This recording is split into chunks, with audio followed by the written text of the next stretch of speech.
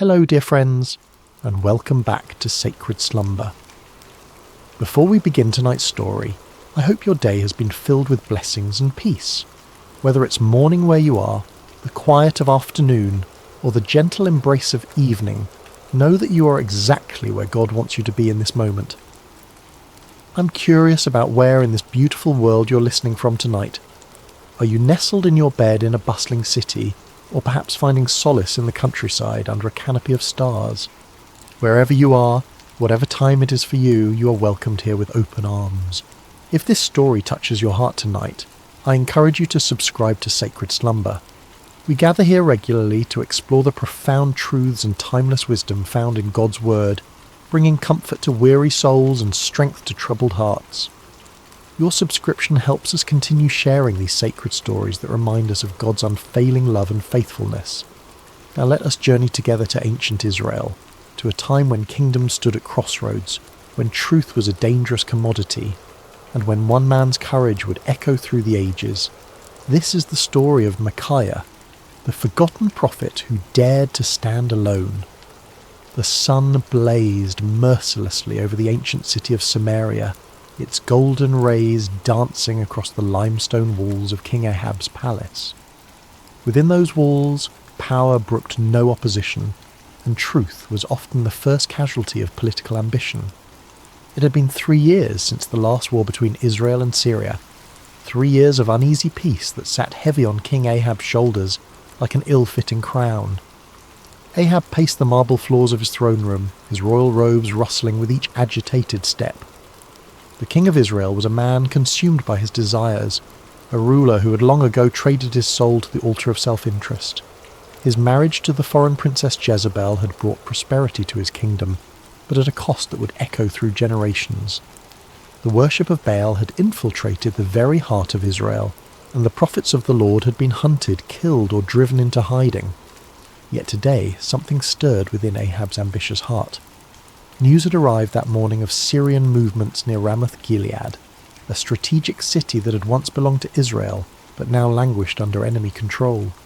The city's location made it a prize worth fighting for, a gateway that could secure trade routes and strengthen his kingdom's eastern border. As Ahab contemplated this opportunity, word came that King Jehoshaphat of Judah was approaching Samaria with a considerable entourage. Jehoshaphat was everything Ahab was not. A king who sought the Lord's face, who had torn down the high places of idol worship, and who ruled with righteousness as his compass. The irony was not lost on Ahab that he would need the help of such a man to achieve his ambitions. The great doors of the throne room swung open with a resonant boom, and Jehoshaphat entered with the dignity befitting a king of David's lineage. He was a man of medium stature but commanding presence, his beard meticulously groomed, and his eyes holding the wisdom of one who had walked closely with the Almighty. Behind him came his advisors and military commanders, their expressions respectful but cautious, as they entered the domain of Israel's controversial king. "Jehoshaphat, my brother," Ahab called out, his voice echoing through the vast chamber as he descended from his throne. "Welcome to Samaria. Your presence brings honour to my house." The two kings embraced in the customary greeting, though those who knew them well could sense the underlying tension. Jehoshaphat had come seeking alliance, but his heart was troubled by what such an alliance might require of him. "Ahab," Jehoshaphat replied warmly, though his eyes remained watchful. "It has been too long since we have spoken face to face. The Lord has blessed both our kingdoms with peace these past years." "Indeed," Ahab agreed, gesturing toward the laden tables his servants had prepared. "Come, let us feast together and speak of matters that concern us both." The banquet that followed was a spectacle of royal excess. Tables groaned under the weight of roasted meats, exotic fruits, and wine from the finest vineyards. Musicians played softly in the background, while servants moved like shadows, attending to every need. Yet beneath the veneer of celebration, both kings harboured their own purposes. As the evening wore on and the wine loosened tongues, Ahab finally revealed his true intention. Leaning toward Jehoshaphat with the conspiratorial air of old friends, he spoke in measured tones. "My brother, there is a matter that weighs heavily upon my heart," Ahab began, his eyes glinting in the torchlight. "You know that Ramoth-Gilead belongs to us, yet it remains in the hands of the king of Syria. Should we not take back what is rightfully ours?" Jehoshaphat set down his goblet carefully, his expression growing thoughtful. He had anticipated this moment, knowing that Ahab rarely extended hospitality without purpose. The question hung in the air between them like incense, heavy with implication. "Ramoth-Gilead has indeed been a source of contention," Jehoshaphat replied diplomatically. "What do you propose?" Ahab's smile was that of a merchant who senses a favourable negotiation. "I propose that we go up together against Ramoth-Gilead. Your army combined with mine would be formidable. We could restore the city to Israel and share in the glory of victory." The words were carefully chosen, appealing to both practical strategy and Jehoshaphat's sense of brotherhood among the tribes of Israel. Yet Jehoshaphat had not survived as king by making hasty decisions. His reign had been marked by careful consultation with the Lord, and he would not abandon that practice now. "I am as you are," Jehoshaphat responded slowly. "My people as your people, my horses as your horses. If the Lord wills it, we shall stand together in battle." He paused, his next words carrying the weight of true conviction. "But first let us inquire of the Lord." Ahab's smile faltered slightly. In his eagerness for military glory, he had hoped to avoid the complications that divine consultation might bring. Yet he could hardly refuse such a reasonable request from a potential ally, especially one whose righteousness was renowned throughout the region. "Of course," Ahab agreed, though his tone lacked enthusiasm. "Let us seek the word of the Lord." What followed was a demonstration of the spiritual corruption that had infected Ahab's court. The king summoned his prophets, all 400 of them, men who wore the garments of holiness, but whose hearts served earthly masters. They came in a great procession, their robes flowing and their voices raised in what appeared to be spiritual fervour. These were not true prophets of the Lord, though they claimed his name. They were court prophets, men who understood that their continued prosperity depended upon telling the king what he wished to hear. Their prophecies were crafted not in the secret place of prayer, but in the calculating chambers of political expediency. As the prophets assembled in the courtyard before the two kings, their spokesman stepped forward. His name was Zedekiah, son of Chenaanah, a man whose pride matched his ambition, and whose hatred for true prophets would soon be revealed in violent fashion. "Hear the word of the Lord," Zedekiah proclaimed, his voice carrying across the courtyard with theatrical intensity. "Go up to Ramoth-Gilead and prosper, for the Lord will deliver it into the hand of the king." The 400 prophets took up the cry with orchestrated precision, their voices creating a chorus of false assurance. "Go up to Ramoth-Gilead and prosper. The Lord will deliver it into the hand of the king." Some of the prophets had even prepared visual aids for their performance. They danced and shouted, waving swords and spears, creating a spectacle that would have been impressive to any observer unfamiliar with the ways of true prophecy. The din was tremendous, the enthusiasm seemingly genuine, and the message exactly what Ahab longed to hear. Yet as Jehoshaphat watched this display, his spirit grew troubled. Something about the performance felt hollow, manufactured. These men spoke with one voice, but it was not the voice of the Lord that Jehoshaphat knew from his own times of prayer and seeking. There was no cost to their prophecy, no challenge to the king's desires, no hint of the divine complexity that marked true encounters with the Almighty. As the prophets continued their enthusiastic proclamations, Jehoshaphat raised his hand for silence. The courtyard gradually quieted, though the echo of their shouts seemed to linger in the air like smoke from a dying fire. "Is there not here a prophet of the Lord besides these?" Jehoshaphat asked carefully, "that we might inquire of him?" The question fell like a stone into still water, sending ripples of discomfort through the assembly. Ahab's face darkened, and several of the court prophets exchanged meaningful glances. They all knew there was indeed another prophet, one whose very existence was a thorn in the flesh of everyone present. Ahab's response came through gritted teeth, his voice barely concealing his irritation. "There is still one man, Micaiah the son of Imlah, by whom we may inquire of the Lord. But I hate him, for he does not prophesy good concerning me, but evil." The honesty of Ahab's admission was startling in its nakedness.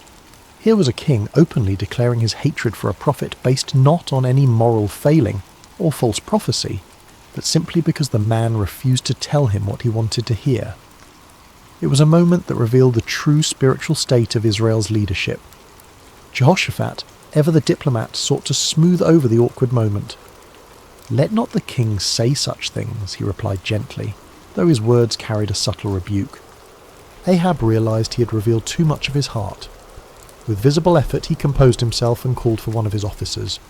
"Bring Micaiah the son of Imlah quickly," he commanded, though his tone suggested he would rather summon a plague upon his house. As the officer hurried away on his grim errand, the two kings settled in to wait. The 400 prophets remained in the courtyard, their earlier enthusiasm now tempered by the knowledge that their unanimous voice was about to be challenged by a single man they both feared and despised.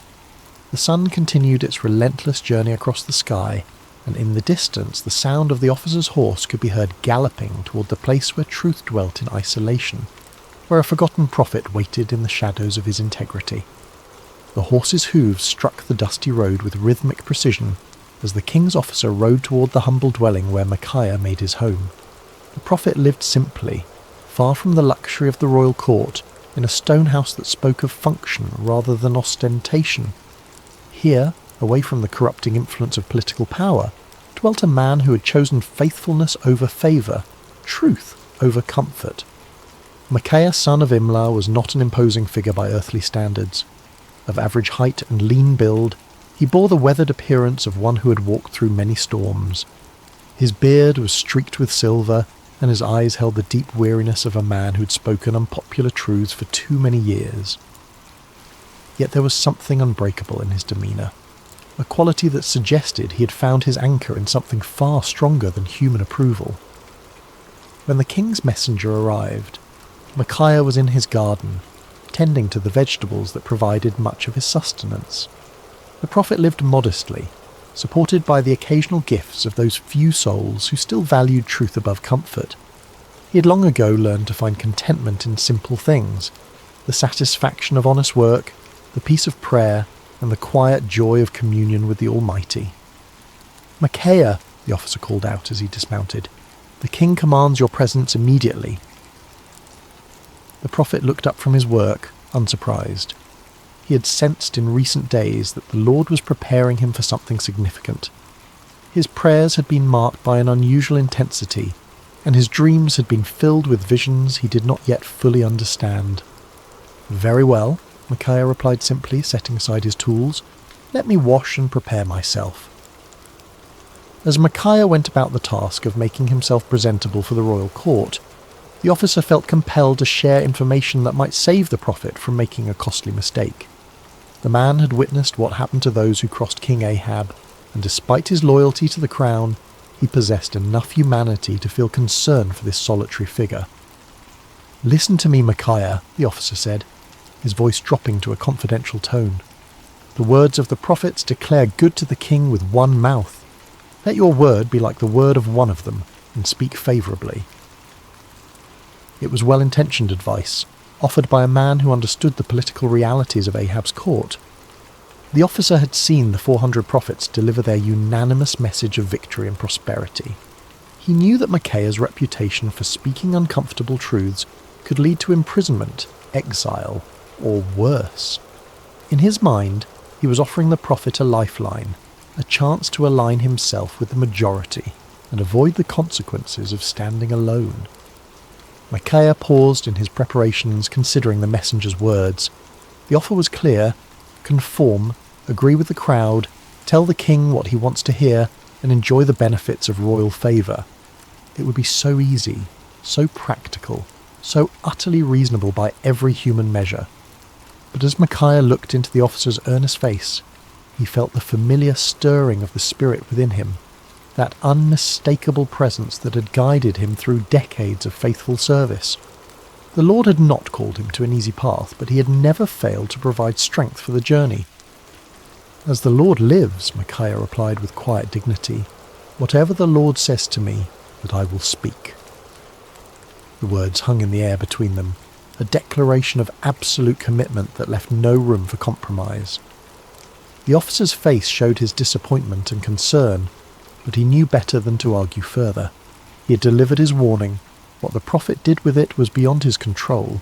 The journey back to Samaria was made in relative silence, the officer pondering the stubborn integrity of his passenger, while Micaiah prayed and prepared his heart for whatever lay ahead. As they approached the city, the prophet could see the banners of both Israel and Judah flying from the palace walls, confirming his suspicion that this summons involved more than a routine consultation. The palace courtyard was a scene of controlled chaos when they arrived. Servants scurried about preparing for what appeared to be an important gathering, while guards stood at attention in their finest armour. The 400 prophets were still present, clustered in small groups and speaking in hushed tones. Their earlier enthusiasm had given way to a more subdued attitude, though their confidence in their message remained unshaken. As Micaiah dismounted and followed the officer toward the throne room, he could feel the weight of many eyes upon him. Some looks were curious, others hostile, and a few held the barely concealed contempt of those who viewed his independence as a personal affront. He had grown accustomed to such reactions over the years, understanding that his very presence served as an uncomfortable reminder of the spiritual compromise that permeated the court. The great doors opened before them, revealing the opulent throne room where Kings Ahab and Jehoshaphat waited. The contrast between the two rulers was immediately apparent even to a casual observer. Ahab sat upon his throne with the restless energy of a man driven by ambition, his fingers drumming impatiently on the armrest. Jehoshaphat, seated in a chair of equal honour nearby, maintained the composed dignity of one accustomed to seeking divine guidance before making important decisions. "Ah, Micaiah," Ahab said as the prophet entered, his tone carrying forced joviality that fooled no one. "At last, our final consultant arrives." Micaiah approached the throne with measured steps, neither hurrying to show deference nor dawdling to display defiance. He had learned long ago that in the presence of earthly power, his allegiance belonged to a higher authority. When he reached the appropriate distance, he bowed respectfully but not obsequiously, acknowledging the king's position without compromising his own integrity. "You summoned me, your majesty," Micaiah said simply, his voice carrying clearly through the chamber. King Jehoshaphat studied the prophet with interest. He had heard reports of Micaiah's reputation for uncompromising honesty, and after witnessing the theatrical performance of the 400 prophets, he was eager to hear from someone who might offer a different perspective. Ahab leaned forward on his throne, his eyes fixed on the solitary figure before him. "Micaiah, shall we go to war against Ramoth-Gilead, or shall we refrain?" It was the same question that had been posed to the 400 prophets, the same inquiry that had produced such enthusiastic unanimity. Now it fell upon the shoulders of one man who stood alone, without allies or supporters, facing the combined expectation of two kings and their assembled courts. The moment stretched taut with anticipation. Everyone present understood that they were witnessing something significant, though few could have predicted the drama that was about to unfold. In the silence, Micaiah felt the familiar stirring of the spirit, but what came first was not the word of the Lord, but something altogether unexpected. What happened next would be remembered and debated for generations to come. Micaiah, the prophet known for his uncompromising honesty, looked directly at King Ahab and delivered exactly the message the king wanted to hear. "Go up and prosper," Micaiah declared, his voice carrying throughout the throne room, "for the Lord will deliver it into the hand of the king." A murmur of surprise rippled through the assembled court. The 400 prophets exchanged glances of confusion and perhaps a touch of irritation. Here was the man they had feared would contradict their unanimous verdict, and instead he was confirming their prophecy word for word. Some of them smiled with what they imagined was vindication, while others seemed puzzled by this unexpected development. But King Ahab was no fool. Despite his many moral failings, he had known Micaiah for years, had heard his prophecies of judgment and warning countless times. Never once had the prophet told him what he wanted to hear. Never once had Micaiah's words aligned so perfectly with royal desires. The king's eyes narrowed as he studied the prophet's face, searching for the truth behind this suspicious compliance. There was something in Micaiah's tone, a subtle quality that suggested layers beneath the surface of his words. It was the same tone a parent might use when agreeing with a child's obviously foolish plan, allowing them to proceed while knowing full well what the consequences would be. King Jehoshaphat, too, sensed that something was amiss, though he remained silent, observing the interaction with keen interest. "How many times shall I make you swear," Ahab said slowly, his voice carrying a warning, "that you tell me nothing but the truth in the name of the Lord?"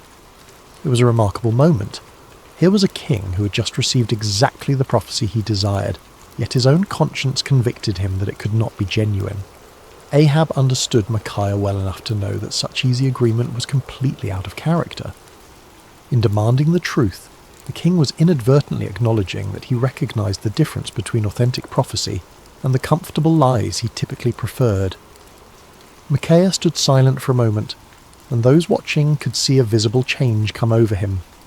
The sardonic expression faded from his face, replaced by the solemn countenance of one who was about to deliver a message from the throne room of heaven. When he spoke again, his voice carried a different quality altogether, the unmistakable authority of divine revelation. "I saw all Israel scattered on the hills like sheep that have no shepherd," Micaiah began, his words falling like stones into the sudden silence. "And the Lord said, 'These have no master. Let each return to his house in peace.'" The impact of these words was immediate and devastating. The vision was clear to everyone present. Israel would be defeated, their army scattered, and their king would not return from battle. It was a prophecy of military disaster and royal death, delivered with the calm certainty of one who had seen beyond the veil of earthly circumstances.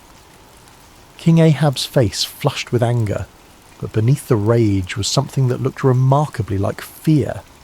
He turned to Jehoshaphat with the bitter satisfaction of one whose worst expectations have been confirmed. "Did I not tell you," Ahab said, his voice heavy with frustration, "that he would not prophesy good concerning me, but evil?" But Micaiah was not finished. The Spirit of the Lord had opened his eyes to see into the very council chambers of heaven, and what he had witnessed there needed to be shared, regardless of the consequences. The prophet's voice took on an even more solemn tone as he continued. "Therefore hear the word of the Lord," Micaiah declared, his words cutting through the tension in the room like a sword. "I saw the Lord sitting on his throne, and all the host of heaven standing by, on his right hand and on his left." The court fell absolutely silent. Even the most worldly and cynical among them recognized that they were hearing something extraordinary. This was not the political manoeuvring they were accustomed to, nor the comfortable reassurances of the court prophets.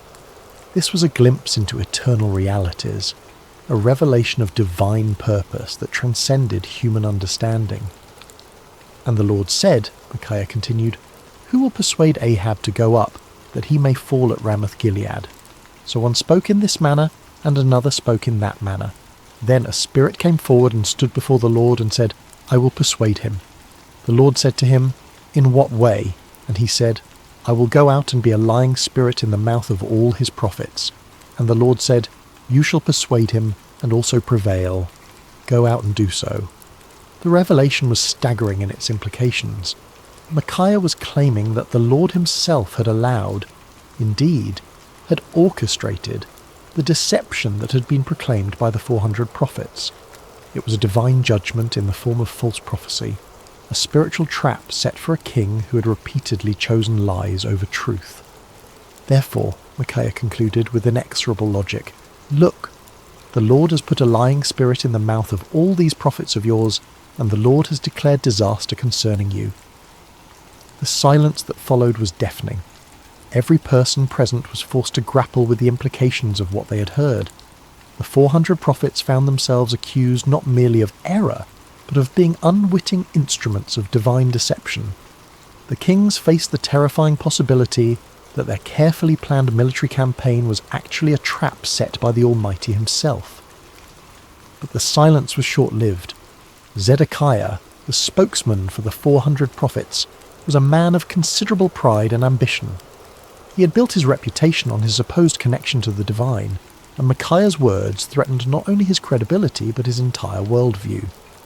The accusation that he had been deceived by a lying spirit was more than he could bear. With a roar of rage, Zedekiah strode across the throne room until he stood face to face with Micaiah. The contrast between them was striking. Zedekiah in his fine robes and carefully groomed appearance, representing the comfortable religiosity of the court, facing Micaiah in his simple garments, embodying the uncompromising voice of authentic prophecy. "Which way did the Spirit from the Lord go from me to speak to you?" Zedekiah demanded, his voice shaking with fury. It was a desperate attempt to challenge Micaiah's authority, to suggest that if anyone possessed a connection to the divine, it was surely the spokesman for 400 prophets rather than this isolated troublemaker. But before Micaiah could respond, Zedekiah's anger overwhelmed his judgment entirely. The sound of the slap echoed through the throne room like a thunderclap. Zedekiah had struck Micaiah across the face with sufficient force to stagger the prophet, leaving a red mark on his cheek that would serve as a visible reminder of what it cost to speak truth in the face of comfortable lies. The act of violence hung in the air like a poisonous cloud. No one moved or spoke, shocked by the sudden transition from theological debate to physical assault. Micaiah slowly straightened, touching his cheek where Zedekiah's hand had left its mark. When he looked up, there was no anger in his eyes, no desire for retaliation. Instead, there was a sadness that seemed to encompass not only his immediate situation, but the entire spiritual state of the nation. "Indeed," Micaiah said quietly, his voice carrying despite its gentle tone, "you shall see on that day when you go into an inner chamber to hide." It was both prophecy and promise.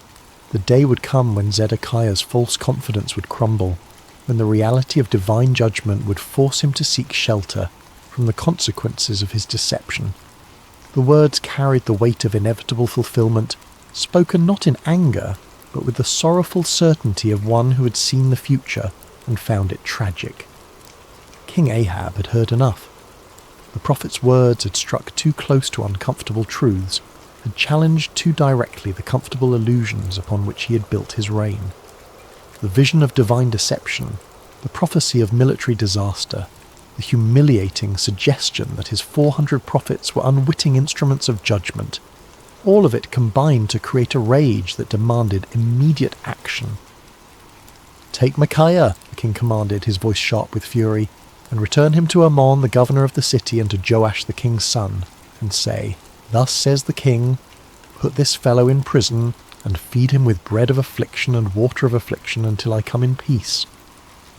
The order was both punishment and insurance policy. By imprisoning Micaiah until his safe return from battle, Ahab was attempting to nullify the prophecy through royal decree.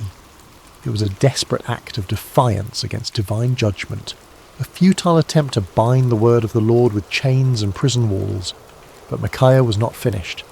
Even as the guards moved toward him, even as the shadow of imprisonment fell across his path, the prophet had one final word to speak.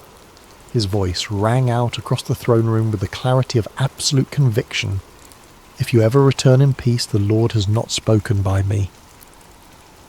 The words were a direct challenge to royal authority, a public declaration that put Micaiah's credibility as a prophet on the line. He was essentially saying that if Ahab returned safely from battle, then everyone present should conclude that Micaiah was a false prophet deserving of death. It was the ultimate expression of confidence in the word he had received from the Lord. But Micaiah was not content to let his challenge rest with the immediate audience. Looking around the throne room at the assembled courtiers, nobles and servants, he raised his voice even louder. "Mark it, all you people." It was a call to witness, an appeal to everyone present to remember this moment and test the validity of his prophecy against future events. The prophet was willing to stake everything, his reputation, his freedom, possibly his life, on the truth of what he had spoken. It was a level of certainty that transcended human confidence and entered the realm of divine assurance. As the guards seized Micaiah's arms and began to lead him away, the throne room erupted in a buzz of conversation. Some whispered among themselves about the prophet's boldness. Others debated the implications of his vision, and still others tried to process the dramatic confrontation they had just witnessed. Through it all, the 400 prophets maintained their uncomfortable silence, uncertain how to respond to accusations that struck at the very heart of their prophetic claims. King Jehoshaphat watched the proceedings with deep concern. The righteous king of Judah had requested divine counsel, and what he had received was a prophecy that directly contradicted his military plans and predicted disaster for his ally. Yet something in Micaiah's bearing, some quality of authentic conviction, made it impossible to dismiss his words as the ravings of a madman or the spite of a disgruntled prophet. As Micaiah was led away, his footsteps echoing through the palace corridors, he felt no bitterness toward his captors or self-pity for his situation. He had spoken the word of the Lord faithfully, regardless of the consequences, and that obedience brought a peace that transcended his circumstances. The prison cell that awaited him might confine his body, but his spirit remained free, anchored in the unshakable certainty that he had been faithful to his calling. The cell where Micaiah was imprisoned was a far cry from the luxury of the royal court. Built of rough stone with a small barred window that provided minimal light, it was designed for punishment rather than comfort. The bread of affliction and water of affliction promised by the king proved to be exactly that, meagre rations calculated to sustain life while providing a constant reminder of a royal displeasure. Yet in that dark cell, Micaiah found something that had eluded him in the freedom of his simple home, absolute clarity about his purpose and calling. Stripped of all earthly comforts and securities, he was forced to rely entirely upon his relationship with the Lord. In the long hours of solitude, he prayed not for deliverance but for continued faithfulness, not for vindication, but for grace to endure whatever lay ahead. Meanwhile, preparations for war continued with increasing intensity. King Ahab threw himself into military planning with the fervour of a man trying to drown out unwelcome voices of conscience. He consulted with his generals, inspected his troops, and made elaborate arrangements for what he was determined would be a glorious victory. The prophecy of the 400 court prophets was repeated frequently, as if constant repetition could somehow make it more reliable. King Jehoshaphat, however, found himself deeply troubled by the day's events. The contrast between the theatrical unanimity of the 400 prophets and Micaiah's stark authenticity had left him with serious doubts about the wisdom of the planned campaign. Yet he had given his word to stand with Ahab, and the political implications of backing out now were significant. As the day of departure approached, Ahab made one final attempt to circumvent the prophecy that haunted his thoughts. If the word of the Lord through Micaiah was true, then King Ahab was destined to die in battle. But perhaps, the king reasoned, he could outwit divine judgment through human cleverness. "I will disguise myself and go into battle," Ahab announced to his commanders, "but you put on your robes." It was a cunning plan. By dressing as an ordinary soldier while Jehoshaphat wore royal garments, Ahab hoped to deceive the enemy about his identity and location. If the Syrians could not identify him as the king of Israel, perhaps he could survive the battle and prove Micaiah wrong. It was the kind of tactical thinking that had served Ahab well in political manoeuvring, but he was about to discover that divine judgment operates by different rules than human conflict. The morning of battle dawned clear and bright, with a gentle breeze that carried the scent of wildflowers across the plains surrounding Ramoth Gilead. It seemed an unlikely day for the fulfillment of prophecy, too beautiful for the tragic events that were about to unfold. The armies of Israel and Judah had assembled in impressive formation, their banners flying proudly in the morning air, their weapons gleaming in the sunlight. King Ahab, disguised as a common soldier, moved among his troops with nervous energy.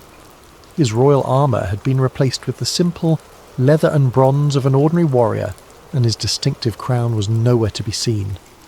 To any casual observer, he appeared to be merely another commander preparing for battle, yet those closest to him could sense his underlying anxiety, the tension of a man who was trying to outrun a divine decree.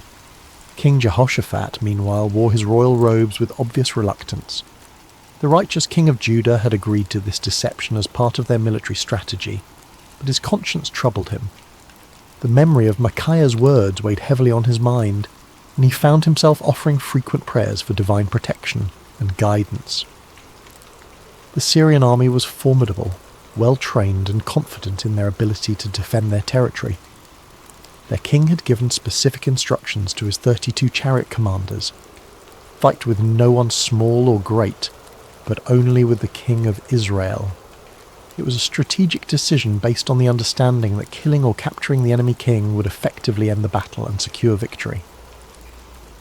As the two armies faced each other across the field of battle, the air was thick with tension and anticipation. Horses stamped impatiently, armour creaked as soldiers shifted their weight, and commanders made final adjustments to their battle plans. In the distance, the walls of Ramoth-Gilead stood as silent witness to the conflict that was about to determine its fate. The battle began with the thunderous clash of armies colliding, the sound of metal against metal mixing with the shouts of warriors and the screams of the wounded. Chariots raced across the battlefield like instruments of divine wrath, their wheels churning up clouds of dust that obscured vision and added to the chaos of combat. For a time, it seemed as though Ahab's strategy might succeed. Hidden among his soldiers, the disguised king fought with the desperation of a man who believed his life depended on remaining unrecognized. His years of military experience served him well as he wielded sword and spear with deadly efficiency, contributing to the initial success of the Israelite forces. But the Syrian chariot commanders were not easily deceived. When they spotted King Jehoshaphat in his royal robes, they immediately assumed they had found their primary target. A group of them converged on the king of Judah with deadly intent, their chariots cutting through the battle lines like ships through stormy seas. "Surely it is the king of Israel," they shouted to one another as they closed in on Jehoshaphat. The king of Judah found himself surrounded by enemy chariots, their occupants preparing to capture or kill what they believed to be their primary objective. In that moment of extreme danger, Jehoshaphat did what he had learned to do throughout his reign. He cried out to the Lord for deliverance. "Help me, O Lord," Jehoshaphat called out, his voice carrying above the din of battle. What happened next was a clear demonstration of divine intervention. As Jehoshaphat's cry reached heaven, the Lord moved the hearts of the Syrian commanders in an unexpected way. Something about the king's appearance or manner suddenly convinced them that this was not their intended target after all. "It is not the king of Israel," one of them declared, and just as quickly as they had converged upon Jehoshaphat, they turned away to search for their real quarry elsewhere on the battlefield. Meanwhile, across the chaos of combat, King Ahab continued his desperate masquerade. His disguise had served him well throughout the morning, allowing him to participate in the battle without attracting the special attention of enemy forces. For a brief moment, it seemed as though human cunning might indeed triumph over divine decree. But the Lord's purposes are not thwarted by earthly schemes, no matter how cleverly conceived. As the battle raged on, a Syrian soldier drew his bow at random, not aiming at any particular target, but simply shooting into the mass of enemy forces. It was the kind of arrow that soldiers loose when they cannot see clearly, through the dust and confusion of battle, hoping to strike something useful, but with no specific intent. The arrow flew through the air with the invisible guidance of divine providence. It passed over the heads of common soldiers, sailed between the wheels of racing chariots, and found its mark with the precision of perfect justice. The bronze point struck King Ahab between the joints of his armour, penetrating the one gap in his defences that his disguise could not protect. The king felt the arrow's impact like a thunderbolt, the sudden, sharp pain followed by the warm spread of blood across his chest. He looked down in shock to see the Syrian arrow protruding from his body, its shaft trembling with the force of impact. In that instant, Ahab understood with perfect clarity that no amount of human cleverness could circumvent the word of the Lord. "I am wounded," the king cried out to his chariot driver, his voice tight with pain and the dawning realization of his doom. "Turn around and carry me out of the battle." The chariot driver, a loyal servant who had recognized his disguised king despite the common soldier's garb, immediately began maneuvering toward the edge of the battlefield. But extricating themselves from the chaos of combat proved more difficult than anticipated. The battle had intensified throughout the day, and enemy forces blocked many of the potential escape routes. As they struggled to retreat, King Ahab's condition continued to deteriorate. The arrow had found a vital spot and blood flowed freely from the wound despite his attempts to stanch it. Yet with grim determination, the king remained propped up in his chariot, unwilling to let his army see him fall. His presence, even in his wounded state, served to encourage the Israelite forces and maintain their fighting spirit. The battle raged from morning until evening, the outcome hanging in the balance as both sides fought with desperate intensity. But as the sun began to set, painting the sky in shades of red that seemed to mirror the blood spilled on the battlefield below, King Ahab's strength finally gave out. The disguised king who had tried to outwit divine judgment slumped forward in his chariot, his life ebbing away with each laboured breath. As word of the king's condition spread through the ranks, the cry went up that would fulfill Micaiah's prophecy with devastating accuracy. Every man to his city, and every man to his own country. The army of Israel, leaderless and demoralized, began to scatter across the hills just as the prophet had foreseen. Like sheep without a shepherd, they abandoned their positions and fled toward home, their dreams of victory dissolving into the nightmare of defeat. King Ahab died as the sun set over Ramoth-Gilead, his blood pooling in the bottom of his chariot. The man who had spent his reign choosing comfortable lies over uncomfortable truths had finally encountered a reality that no amount of deception could alter. The word of the Lord, spoken through his faithful prophet, had been fulfilled to the letter. News of King Ahab's death spread quickly through the land, carried by the scattered remnants of his army and the merchants who followed military campaigns. In the palace at Samaria, the reaction was one of stunned disbelief. The 400 prophets who had proclaimed certain victory found themselves facing a crisis of credibility that would haunt them for the rest of their lives. In his prison cell, Micaiah heard the news with a mixture of sadness and vindication. He had taken no pleasure in prophesying disaster, had felt no joy in predicting the death of his king. Yet the fulfillment of his prophecy served as a powerful reminder that the word of the Lord does not return void, regardless of how unwelcome it might be to human ears. When the guards came to release him from prison, Micaiah emerged into the daylight a changed man. His body bore the marks of his confinement. He was thinner, paler, and bore the lines of one who had endured hardship. But his spirit was unbroken, perhaps even strengthened by his ordeal. He had spoken truth in the face of overwhelming opposition, had maintained his integrity under pressure, and had been vindicated by the very events that had brought tragedy to the kingdom. The political ramifications of Ahab's death were immediate and far-reaching. His son Ahaziah ascended to the throne, inheriting a kingdom shaken by military defeat and spiritual confusion. The influence of Queen Jezebel remained strong, but the dramatic fulfillment of Micaiah's prophecy had dealt a severe blow to the credibility of the Baal-worshipping establishment. Zedekiah, the false prophet who had struck Micaiah in the throne room, found himself in an impossible position. His confident predictions of victory had been thoroughly discredited, and his authority as a spokesman for the divine had been shattered. The inner chamber where he sought to hide, just as Micaiah had prophesied, became both a physical and spiritual reality as he struggled to come to terms with the magnitude of his error. The other court prophets faced similar crises of confidence. Their unanimous declaration of victory had been revealed as the lying spirit Micaiah had warned about, and their reputations lay in ruins. Some of them quietly retired from public life, while others attempted to reinvent themselves as followers of different deities. None of them could escape the uncomfortable truth that they had been deceived, and had, in turn, deceived others. King Jehoshaphat returned to Jerusalem a wiser and more cautious man. His alliance with Ahab had nearly cost him his life, and the experience had taught him valuable lessons about the importance of seeking genuine divine guidance rather than accepting comfortable confirmations of predetermined plans. The prophet Jehu, son of Hanani, met him upon his return with words of rebuke for his alliance with the ungodly king, but also with recognition that the Lord had delivered him from the consequences of his poor judgment. Throughout the kingdom, people began to reassess their understanding of prophecy and divine revelation.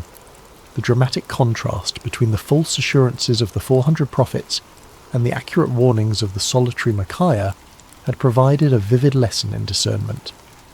Many began to understand that true prophecy was not measured by its popularity or its agreement with human desires, but by its faithfulness to the word and character of the Lord.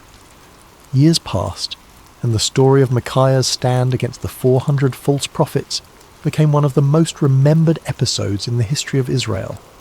Parents told it to their children as an example of courage and integrity, while religious teachers used it to illustrate the difference between true and false prophecy.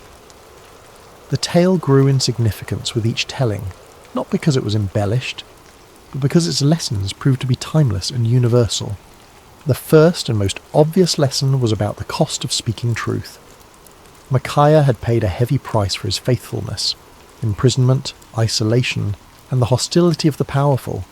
Yet his willingness to endure these hardships had ultimately served a greater purpose, preserving the integrity of prophetic ministry and providing a clear example of what it meant to fear God rather than man. His story became a source of encouragement for future generations of prophets and faithful believers who found themselves standing alone against popular opinion. The second lesson concerned the danger of groupthink and manufactured consensus. The 400 prophets had created an impressive display of unanimity, but their agreement had been based on political expediency rather than divine revelation.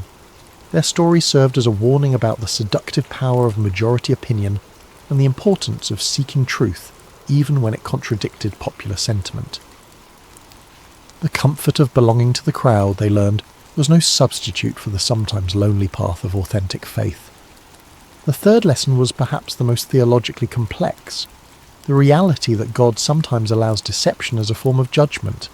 The lying spirit that had influenced the false prophets was not an independent force, but an instrument of divine justice, permitted by the Lord as part of his sovereign plan. This aspect of the story forced believers to grapple with difficult questions about the nature of divine sovereignty and human responsibility, helping them develop a more mature understanding of how God works in the world. The fourth lesson focused on the importance of discernment in spiritual matters. King Jehoshaphat's initial uneasiness with the 400 prophets had been a manifestation of spiritual discernment, a recognition that something was amiss despite the impressive display of consensus. His request for a prophet of the Lord had demonstrated the value of seeking authentic divine guidance rather than accepting convenient confirmations of predetermined plans. The fifth lesson was about the ultimate futility of human schemes when they oppose divine purposes. King Ahab's elaborate disguise had been a clever attempt to circumvent prophecy through human ingenuity, but it had proven utterly useless against the sovereign will of the Lord. The random arrow that found its mark had served as a powerful reminder that God's purposes will be accomplished regardless of human attempts to thwart them. As the years passed and the kingdom of Israel continued its spiritual decline, the story of Micaiah took on additional significance. It became a benchmark against which other prophets and prophecies were measured, a reminder of what authentic faithfulness looked like in the face of opposition.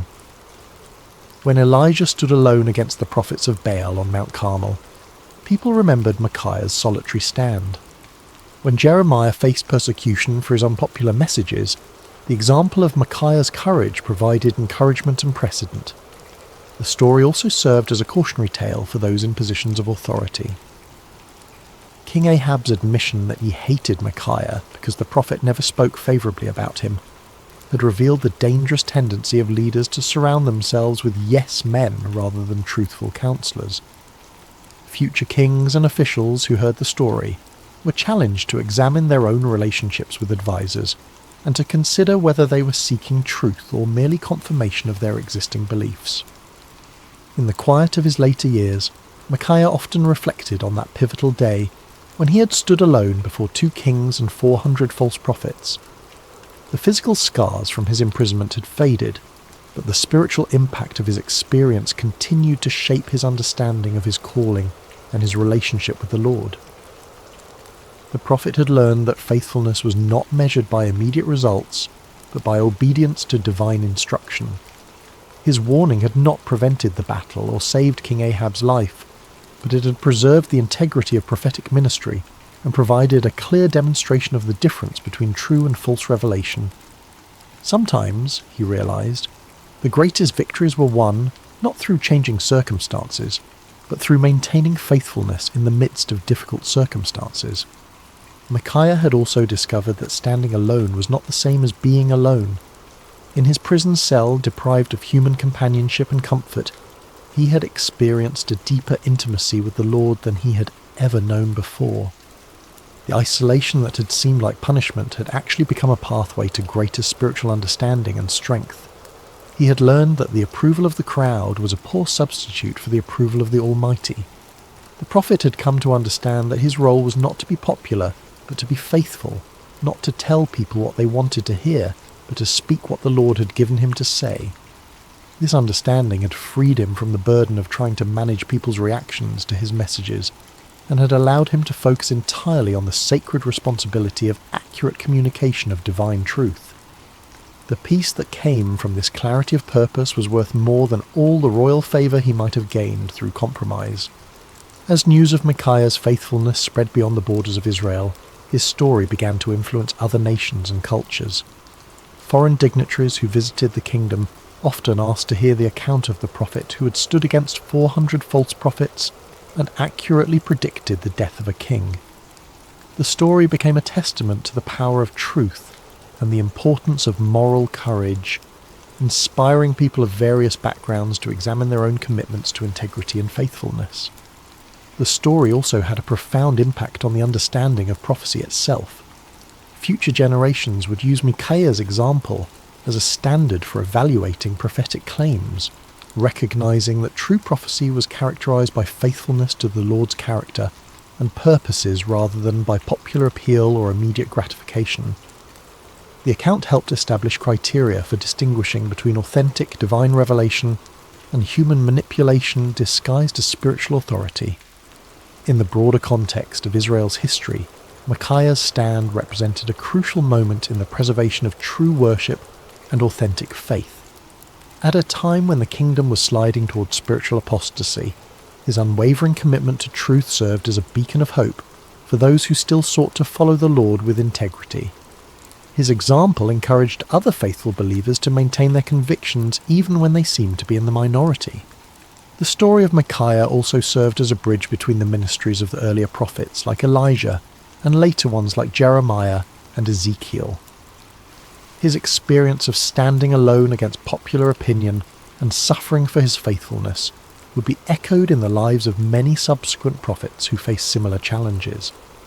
The patterns of persecution, vindication, and ultimate triumph that characterized his story became recurring themes in the ongoing narrative of God's relationship with his people. As we reach the end of Micaiah's story, we find ourselves confronted with questions that transcend the ancient world and speak directly to our modern hearts. In an age of social media echo chambers and manufactured consensus, the prophet's example challenges us to examine our own commitment to truth and our willingness to stand alone when necessary. The 400 false prophets of Micaiah's day have their counterparts in every generation. Those who tell us what we want to hear rather than what we need to hear, who offer comfortable lies instead of challenging truths. The temptation to join the crowd, to find safety in numbers, to seek approval rather than accuracy, remains as strong today as it was in ancient Israel. Micaiah's courage reminds us that faithfulness is not a group activity, but an individual responsibility. Each of us must decide whether we will speak truth or remain silent, whether we will stand for what is right or compromise for what is convenient. The prophet's example shows us that the path of integrity is often lonely, but it is never walked alone by those who trust in the Lord. The story also challenges us to examine our own relationship with authority and our tendency to surround ourselves with people who confirm our existing beliefs rather than challenging us to grow. Like King Ahab, we may find ourselves preferring the comfort of familiar lies to the discomfort of unfamiliar truths. Micaiah's example calls us to seek out voices that speak with authenticity, rather than those that merely echo our own opinions. Perhaps most importantly, the story of Micaiah reminds us that truth has a way of prevailing in the end, even when it seems overwhelmed by opposition. The prophet's vindication did not come immediately, and it came at great personal cost, but it came nonetheless.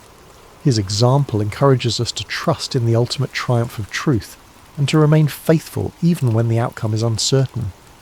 In our own lives, we may face moments when we are called to be like Micaiah, to stand alone against popular opinion, to speak uncomfortable truths, to choose faithfulness over favour. When those moments come, may we remember the forgotten prophet who found his courage not in the approval of men, but in the approval of his God. The story of Micaiah teaches us that true strength is not found in numbers, but in conviction, that real courage is not the absence of fear, but the willingness to do what is right despite our fears, and that lasting victory comes not from avoiding conflict, but from maintaining integrity in the midst of it. As you close your eyes tonight and drift towards sleep, may you carry with you the quiet courage of Micaiah, the man who dared to stand alone because he knew he was not truly alone. May his example inspire you to speak truth with love, to stand for what is right with humility, and to trust in the ultimate triumph of God's purposes even when the immediate circumstances seem overwhelming. In a world that often rewards conformity and punishes authenticity, may you find the strength to be like Micaiah, faithful, courageous, and true. For in the end, it is not the approval of the crowd that matters, but the approval of the one who sees all hearts and knows all truths. The forgotten prophet's story ends, but its echo continues in every heart that chooses truth over comfort, courage over convenience, and faithfulness over favour. May that echo sound clearly in your own life, guiding you toward the kind of integrity that leaves a lasting legacy long after the voices of the crowd have faded into silence. Rest well, dear friends, and may your dreams be filled with the peace that comes from knowing you serve a God who honours faithfulness, rewards courage, and never abandons those who trust in him. The story of Micaiah reminds us that in God's kingdom, standing alone with truth is always better than standing with the crowd in deception. Sleep peacefully, knowing that like Micaiah, you're never truly alone when you walk in the light of divine truth.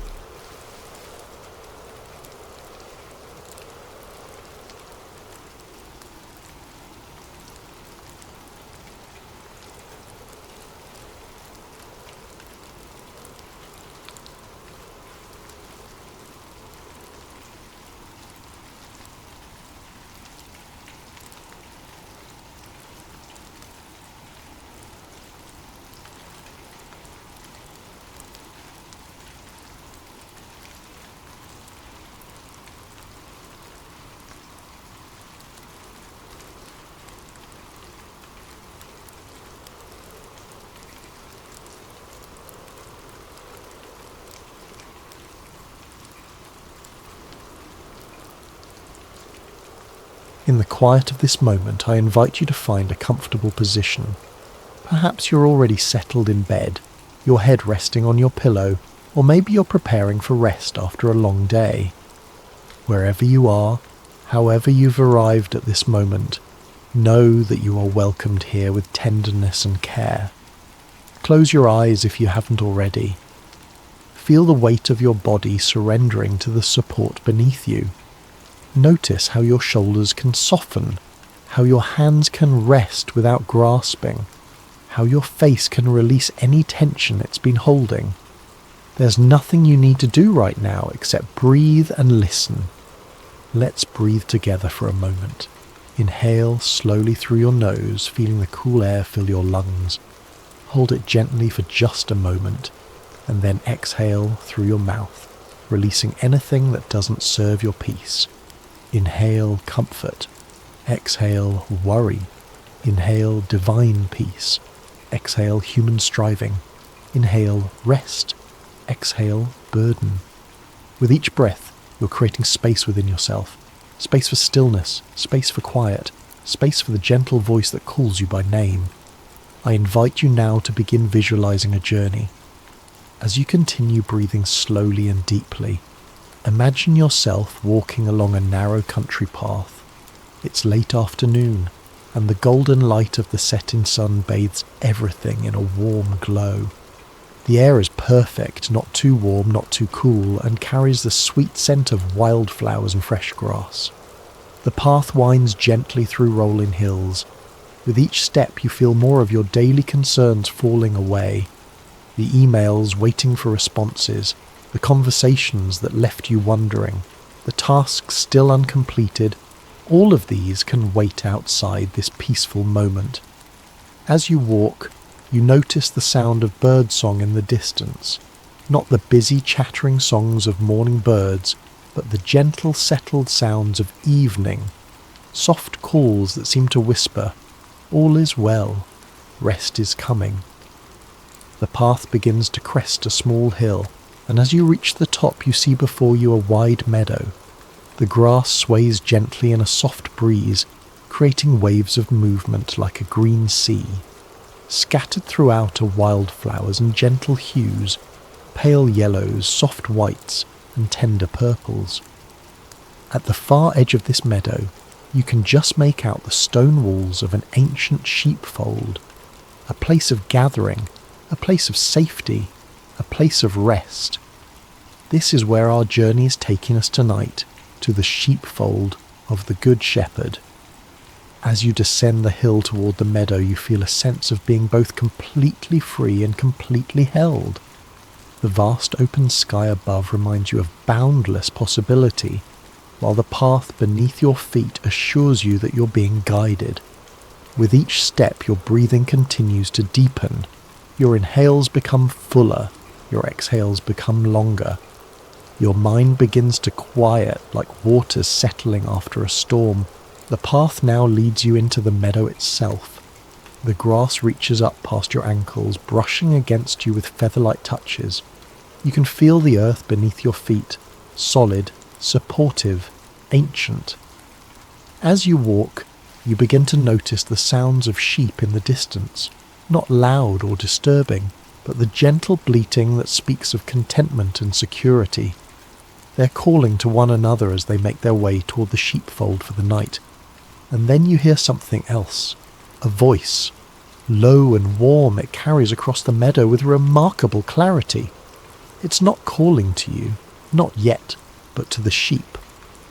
And you notice how they respond, turning their heads, adjusting their path, moving with purpose toward the voice. This is the voice of the shepherd, calling his sheep to evening rest. Each one knows this voice intimately. Each one trusts this voice implicitly. Each one follows this voice instinctively. As you continue your walk through the meadow, drawn toward the sheepfold just as the sheep are drawn, you begin to feel a sense of recognition stirring within you. Something about this voice awakens a deep memory, not from yesterday or last year, but from the very foundation of your being. It's as if your soul remembers this voice from before time began. The path begins to widen as you near the sheepfold. The stone walls become clearer now, smooth, weathered stones carefully placed one upon another by hands that understood the importance of creating sanctuary. These walls have stood through countless seasons, through rain and wind and snow and sun, remaining steadfast in their purpose, to protect, to shelter, to create a space of safety. As you draw nearer, you see the entrance to the sheepfold, a simple opening in the wall. There is no gate of wood or metal, for in this place, in this story, the shepherd himself serves as the gate. Nothing enters that is not first approved by him. Nothing threatens that is not first faced by him. The voice continues to call, naming each sheep individually, knowing each one's unique needs, tendencies, and nature. And as the sun begins to sink lower in the sky, casting long golden shadows across the meadow, you find yourself at the entrance to the sheepfold, ready to cross the threshold into deeper rest. As you stand at the entrance to the sheepfold, you pause to take in its simple beauty. The circular stone walls rise about 4 feet high, tall enough to keep the sheep secure, yet low enough that the shepherd can see over them to watch for any approach of danger. The stones themselves seem to hold stories, their surfaces marked by time and weather, yet their arrangement remains sturdy and true. The ground inside the sheepfold has been softened by the passage of countless sheep over many years. What might once have been rocky earth has become a cushioned, almost velvety surface, perfect for rest. In some areas, particularly along the inside edge of the wall, tufts of soft grass have grown, creating natural pillows for weary heads. You notice that while the day remains warm, there is a coolness gathered in the shadows of the walls, a reminder that night approaches and with it the deeper rest that darkness brings. The air here carries a different quality. Sheltered from the breeze that moves across the open meadow, it feels somehow more concentrated, more present. As you step inside, crossing the threshold where the shepherd stands watch, you feel a subtle shift in your awareness. The sounds of the wider world seem to soften. The concerns that normally occupy your thoughts recede further. Here, within these ancient walls, existence becomes simpler. There is no need to navigate complex decisions or manage difficult relationships. There's only the present moment, the approaching night, and the protective presence of the shepherd. You find a place to sit against the wall where the last rays of sunlight still warm the stones. From here, you can watch as the sheep continue to arrive, each responding to its name when called, each receiving a gentle touch from the shepherd as it passes by him into the fold. This is how it has been done for thousands of years in the hill country.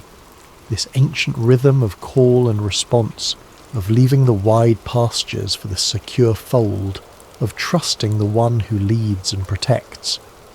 Nothing about this scene would look unfamiliar to someone from centuries past. The relationship between shepherd and sheep transcends time, speaking to something essential about care and trust. In ancient times, you remember hearing, shepherds would often combine their flocks during the day, allowing the sheep to graze together in larger numbers. But when evening came, each shepherd would call only to his own sheep, using distinctive sounds or words that only his flock recognized. Remarkably, the sheep would separate themselves, following only the voice they knew, never confused by the calls of other shepherds. As you observe this evening gathering, you notice the care with which the shepherd examines each sheep as it enters. His hands move gently over wool and skin, checking for injuries or thorns that might have been gathered during the day's wandering. For one sheep, he removes a small burr caught in the thick wool. For another, he applies a soothing balm to a minor scrape. No need goes unnoticed, no discomfort goes untended. The sheep themselves seem to welcome this attention. Though some are clearly tired from the day's grazing, they pause willingly for the shepherd's examination. There is trust in their stillness, contentment in their patience. They know these hands, they know this voice, they know they are cared for individually, specifically, attentively. As the fold fills with more sheep, you notice the distinctive sounds they make. Not the loud bleating of alarm, but the soft, low sounds of recognition and settlement. They are talking to each other and to the shepherd in their own language of belonging. The air begins to cool more noticeably as the sun touches the horizon. Long shadows stretch across the sheepfold, and the stone walls now provide not just security, but shelter from the light evening breeze. The shepherd moves among the gathered sheep, his presence clearly bringing them comfort. Some draw closer to him as he passes, seeking the reassurance of proximity. You watch as he kneels beside one sheep that seems particularly restless. He speaks softly to it, words you cannot quite hear from where you sit, but you can see the effect. The sheep's breathing slows, its movements still. Its eyes close in what can only be described as surrender to care. This, you realize, is what true safety looks like. Not the absence of all threat, but the presence of one who is trustworthy enough to allow complete vulnerability. The sheep do not need to remain vigilant because the shepherd stays watchful. They do not need to worry about provision because the shepherd knows where the sweet water flows and the tender grass grows. They do not need to fear the darkness because the shepherd's sight penetrates what they cannot see. As twilight deepens into early evening, a profound quiet descends upon the sheepfold. The activities of the day, the walking, the grazing, the occasional startled running, have given way to stillness. Energy spent has prepared the way for deep restoration. The shepherd now sits at the entrance to the fold, his back against one of the stone walls, his staff across his lap. From this position, he can see both outward across the meadow and inward to the gathered flock. Nothing approaches without his knowledge. Nothing disturbs without his permission. In this ancient pattern, in this timeless scene, you feel your own breathing continuing to slow, your own thoughts continuing to quiet. The simple rightness of this place seeps into your awareness.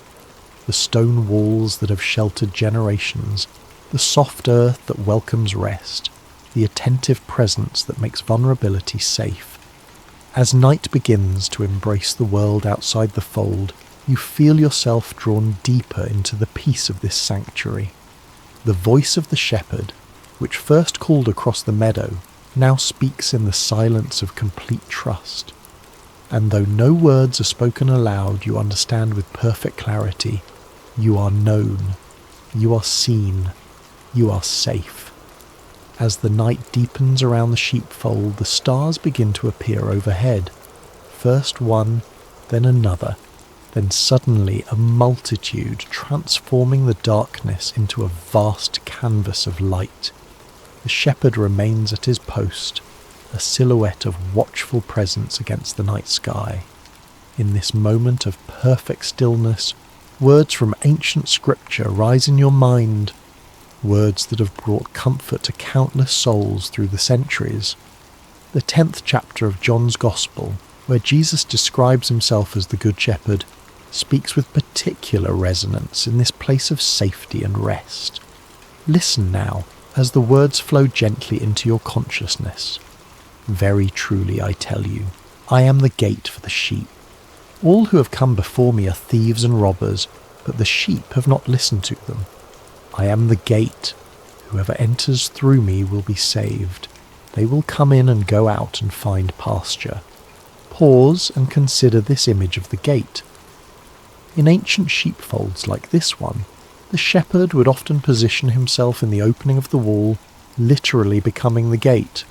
Nothing could enter without passing by him first. No predator could threaten, no thief could steal, no sheep could wander away without encountering the shepherd's watchful presence. Imagine now what it means to have such protection. Not a cold barrier of wood or metal, but a living, attentive guardian who knows each one by name.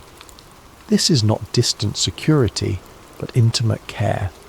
This is not impersonal safety, but relationship-based protection. The words continue to unfold. I am the Good Shepherd. The Good Shepherd lays down his life for the sheep.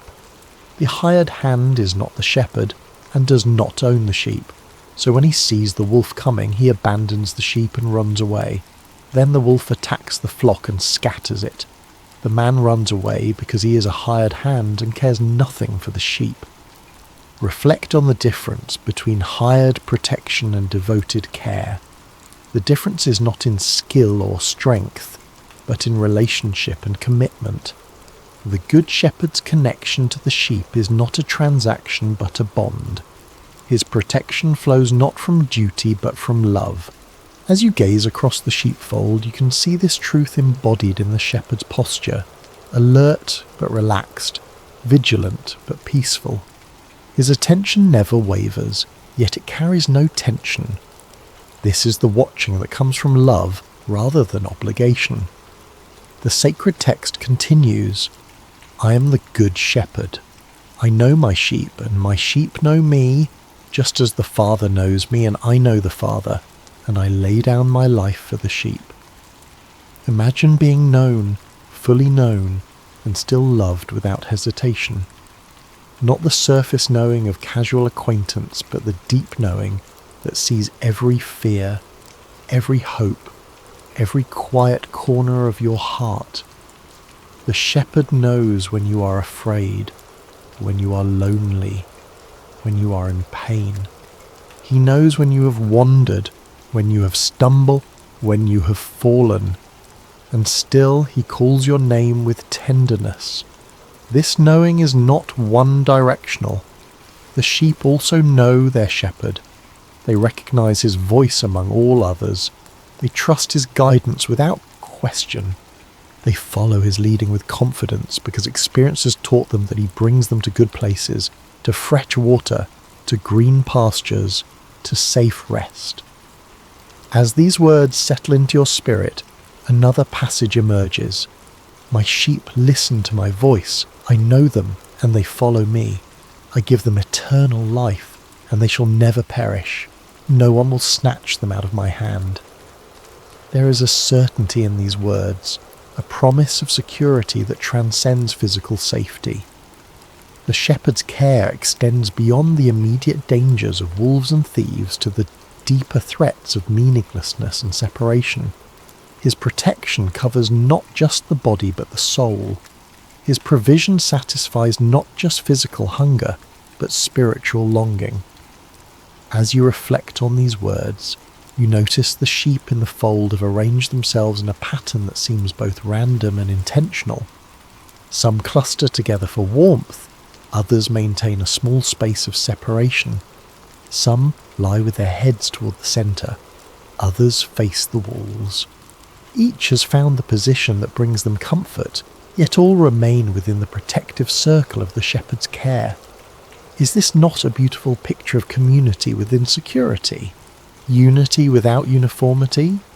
Each sheep is different, in size, in age, in temperament, yet all are equally valued, equally protected, equally known by name. The night has fully embraced the world now. The meadow beyond the sheepfold lies invisible in darkness, but here within the circle of stone walls there is no fear of what cannot be seen. The shepherd's presence transforms the night from a time of vulnerability to a season of rest. One more passage rises in your awareness. I have other sheep that are not of this sheep pen. I must bring them also. They too will listen to my voice, and there shall be one flock and one shepherd. These words speak of expansion, of inclusion, of a circle of care that continues to widen. The shepherd's heart is not limited to those already gathered, but extends to those still wandering, still searching, still unsure of where they belong. As you let these ancient words settle deeply into your consciousness, you notice that the rhythm of your breathing is synchronized with the gentle rise and fall of the sleeping sheep around you. There is a harmony here, a natural community formed not by effortful connection, but by shared trust in the one who watches over all. The shepherd's eyes meet yours across the sheepfold, and in that glance you understand you too are invited into this circle of care. You too are known by name. You too are welcome to rest under the watchflies of the one who never slumbers. As the night grows deeper, something remarkable happens. The scene around you begins to shift, not in a jarring way, but with the gentle transformation of a dream unfolding. The walls of the sheepfold seem to dissolve, and you find yourself no longer sitting against the stones, but standing in an open field just as dawn begins to break on the horizon. The sheep are rising from their rest, stretching and shaking the night stillness from their bodies. The shepherd moves among them, speaking softly to each one, calling names that sound like music in the morning air.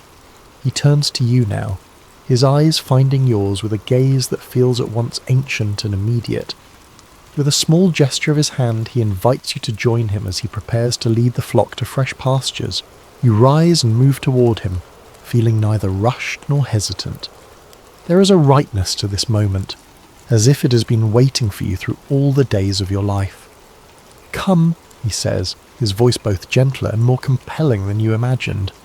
"Walk with me a while."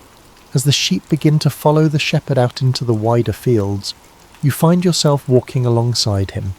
Not ahead, not behind, but beside, close enough to hear his breathing, to notice the deliberate placement of his feet on the earth, to feel the subtle movements of the air as he lifts his staff to guide the way. The morning unfolds around you in a symphony of sensory experiences. The earth beneath your feet feels solid yet yielding, supporting each step without resistance. The cool morning air carries the mingled scents of grass, wild flowers, and the earthy wool of the sheep. Light increases gradually as the sun climbs higher, illuminating the landscape in stages, first outlining the hills in gold, then filling the valleys with amber light, finally bathing everything in the clear radiance of full morning. You notice that the shepherd does not hurry. His pace is steady but unhurried, considerate of the youngest lambs and the oldest ewes. There is no sense of urgency, no anxiety about reaching a destination by a certain time. The journey itself holds as much importance as the arrival.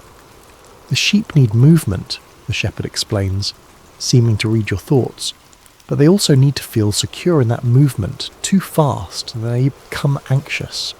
Too slow and they begin to wander. The right pace creates both progress and peace. As you walk, you begin to notice how the sheep respond to the shepherd's voice. When he calls to one that has strayed too near a thorny thicket, it immediately adjusts its path. When he makes a particular clicking sound, the entire flock knows to pause and wait.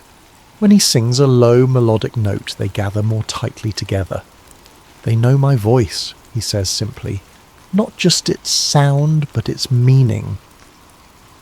The path begins to ascend a gentle hill. As you climb, you notice how the shepherd positions himself, sometimes ahead to lead the way, sometimes behind to encourage those who lag, sometimes at the side to prevent wandering toward unseen dangers.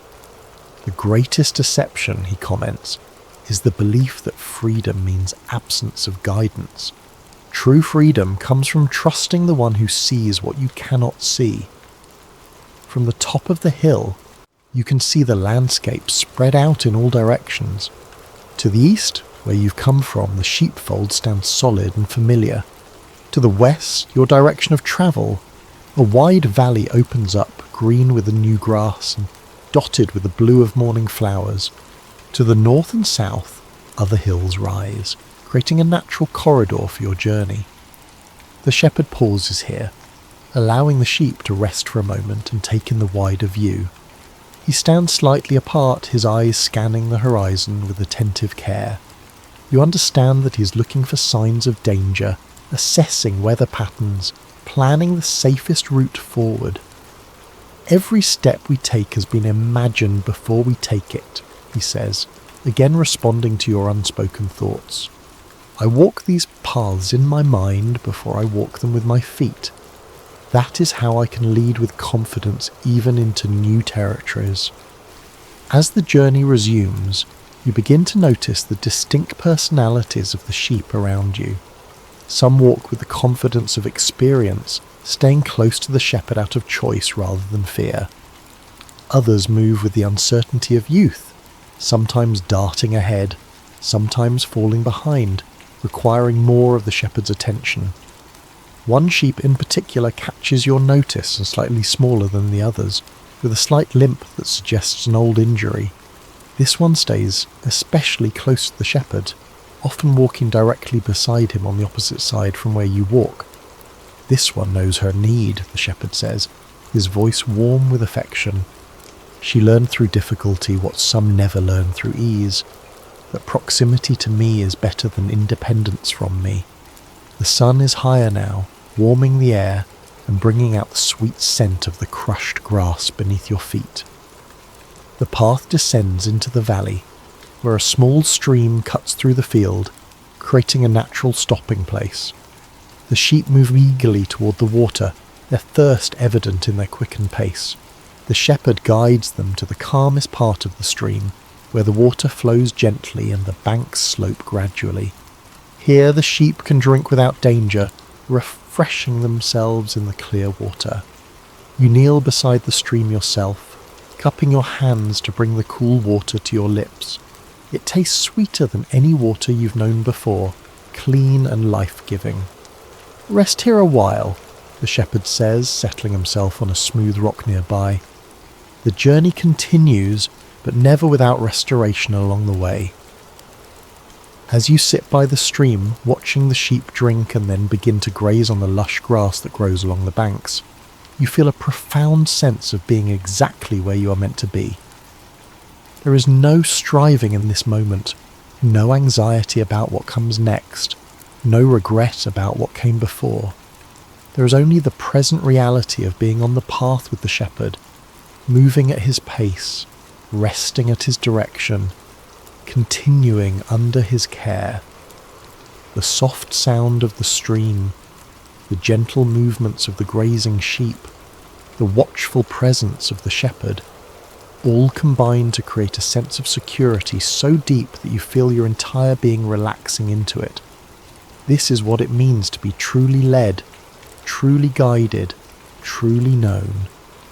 As the sun reaches its zenith, bathing the valley in golden light, you close your eyes for a moment, allowing the warmth to wash over you. In this perfect stillness, you hear the shepherd's voice once more, not speaking to the sheep now, but to you. The path continues beyond what you can see, but do not be anxious about what lies ahead. I have walked it already. I know every turn, every hill, every valley, and I will never lead you anywhere that I have not prepared for you. As the afternoon light begins to soften, casting longer shadows across the valley, you open your eyes to find the shepherd standing before you, his hand extended in invitation. "Come," he says simply. "There is something I want to show you before the day ends." You rise and follow him, noticing that the sheep have settled into a gentle rhythm of grazing. They seem content to remain in this lush valley for now, secure in the knowledge that the shepherd remains near. He leads you to a small rise overlooking the stream, where a single tree offers dappled shade. Its branches spread wide, creating a natural canopy that filters the sunlight into patterns of golden shadow on the ground below. "Sit with me here," he says, settling himself against the trunk of the tree. As you join him in the shade, you realise you can see the entire flock from this vantage point. Every sheep is visible, from the confident leaders to the hesitant followers, from the strong to the vulnerable. The shepherd's gaze moves over them with attentive care, missing nothing. "Do you see how they graze without fear?" he asks. "They do not worry about predators or storms or scarcity. They have learned through experience that I provide what they need. I protect them from what would harm them. I guide them to places of abundance." You watch as the sheep move slowly through the grass, tapping to eat, occasionally looking up to confirm the shepherd's presence, then returning to their grazing with peaceful assurance. "This is the gift I offer," the shepherd continues, "not the absence of all danger, but the presence of constant care, not the elimination of all difficulty, but the assurance of never facing it alone. Particularly small lamb catches your attention. It must be one of the newest born to the flock. It stays close to its mother, occasionally frolicking in short bursts of energy before returning to her side. Its wool is especially white, almost luminous in the afternoon light. The youngest ones, the shepherd observes, following your gaze, sometimes need to be carried. When the path grows steep or the day grows long, I lift them into my arms and bear their weight. They learn trust through being held. You consider this, the image of the strong shepherd carrying the vulnerable lamb, not with impatience at its weakness, but with tenderness for its need. "Do you know," he asks, turning to look directly at you, "that I would leave the 99 to find the one? If a single sheep wanders away, becomes lost, falls into danger, I go after it, not because it is more valuable than the others, but because each one is irreplaceable to me. Each one is known by name. Each one matters uniquely." The depth of commitment in his voice moves you deeply. This is not the impersonal care of a distant guardian, but the passionate attention of one who loves specifically, individually, completely. The Good Shepherd, he continues, lays down his life for the sheep, not because the sheep have earned such sacrifice, but because the shepherd's love makes them worth any cost. As he speaks these words, the light shifts, taking on the golden quality of late afternoon. The air grows still as if the world itself is listening to this truth. Many voices will call to you, the shepherd says softly. Some offering easier paths, some promising quicker rewards, some threatening what will happen if you don't follow them. But remember, my sheep know my voice. They recognize it among all others because they have spent time listening, because they have experienced its reliability, because they have found that following it always leads to life. He reaches out and places his hand on your shoulder, the weight of it both grounding and reassuring. You're not alone in the fields of this world, he says. Even when you cannot see me, I am watching. Even when you cannot hear me clearly, I am speaking. Even when you wander, I am seeking. This is the promise I make to each one who belongs to me. You will never be forgotten, never be abandoned, never be left without guidance. The sun is beginning its descent toward the horizon now, painting the sky in shades of pink and gold. Soon it will be time to lead the sheep back to the safety of the fold for the night. Trust and rest, the shepherd says, his voice a gentle command. These are the twins of peace. Trust that I know the way forward. Rest in the knowledge that you are watched over. Together they create a quiet heart even in the midst of a noisy world. As these words settle into your spirit, you notice that your breathing has slowed to match the shepherd's. Deep, unhurried breaths that seem to draw peace directly from the air around you. Your body feels heavy with relaxation, as if every muscle has decided at once to release its tension. The voice of love is always near, the shepherd murmurs, his words becoming almost musical in their rhythm. Calling you by name, inviting you to follow, promising presence through every valley and on every mountain top. The sheep are beginning to gather more closely now, sensing the approaching evening. Their movements become slower, their grazing more intermittent. They are preparing for the journey back to the fold. Step by step, you are led to peace, the shepherd continues, his voice growing softer, not in great leaps or sudden flights, but in the patient unfolding of a path walked in trust. Each day has its portion of guidance, each moment carries its own light. He rises now, stretching his arms wide as if to embrace the entire flock at once. The setting sun behind him creates a halo effect, illuminating his outline with golden light. It is time to return to the fold, he says, extending his hand to help you rise. The day's journey concludes, but the care never ends. Through the night I watch, through the darkness I guard. When morning comes again, we continue the path together. As you stand, you feel a profound sense of renewal, as if the simple act of walking with the shepherd, listening to his voice, observing his care for the sheep has restored something essential within you. The worries that had weighed on your mind seem distant now, replaced by a calm certainty that you are known, you are valued, you are guided. The shepherd lifts his voice in a distinctive call that immediately draws the attention of every sheep. They respond with remarkable unity, moving toward him from all directions, gathering into a more cohesive group for the journey home. This is how it has always been, he explains as you begin to walk beside him, the flock following behind. The sheep scattered in feeding, gathered in travelling, diverse in their individual needs, united in their common trust, each one unique, yet part of a greater whole. The path back to the sheepfold seems somehow shorter than the journey out, as if the familiarity of returning home compresses distance itself. The evening light casts long shadows ahead of you, leading the way toward rest. You're safe, the shepherd says, his voice now barely above a whisper. You're loved. You're guided. These words repeat like a gentle refrain as you walk, matching the rhythm of your steps, synchronizing with your heartbeat. They are not just sounds but promises, not just comfort but truth. They sink deeply into your consciousness, creating a foundation of peace that feels both new and somehow always known. As the sheepfold comes into view, its stone walls glowing with the last light of day, you feel a sense of completion. Not the end of a glory, but the closing of a circle that will open again with the dawn.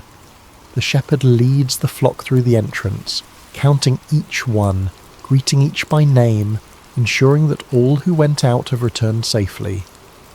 When the last sheep has entered the fold, the shepherd takes his place at the gateway, his staff across his knees, his gaze moving between the gathered flock and the darkening landscape beyond.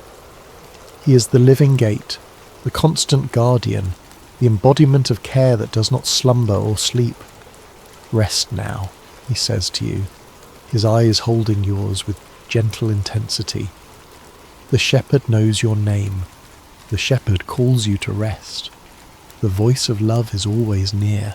As night embraces the world once more, as stars begin to appear in the darkening sky, you feel yourself surrounded by perfect peace, held in the care of the one who calls you by name, who leads you beside still waters, who restores your soul. In this sanctuary of trust, sleep comes not as escape but as gift, not as absence but as presence in the watchful love of the Good Shepherd. Thank you for joining me on this peaceful journey with the Good Shepherd. If these words have brought you comfort tonight, please consider subscribing to Sacred Rest for more scripture-inspired sleep stories. And I'd love to know where in the world you're listening from and what time it is there. May you rest deeply in the knowledge that you are watched over with perfect care through this night and always.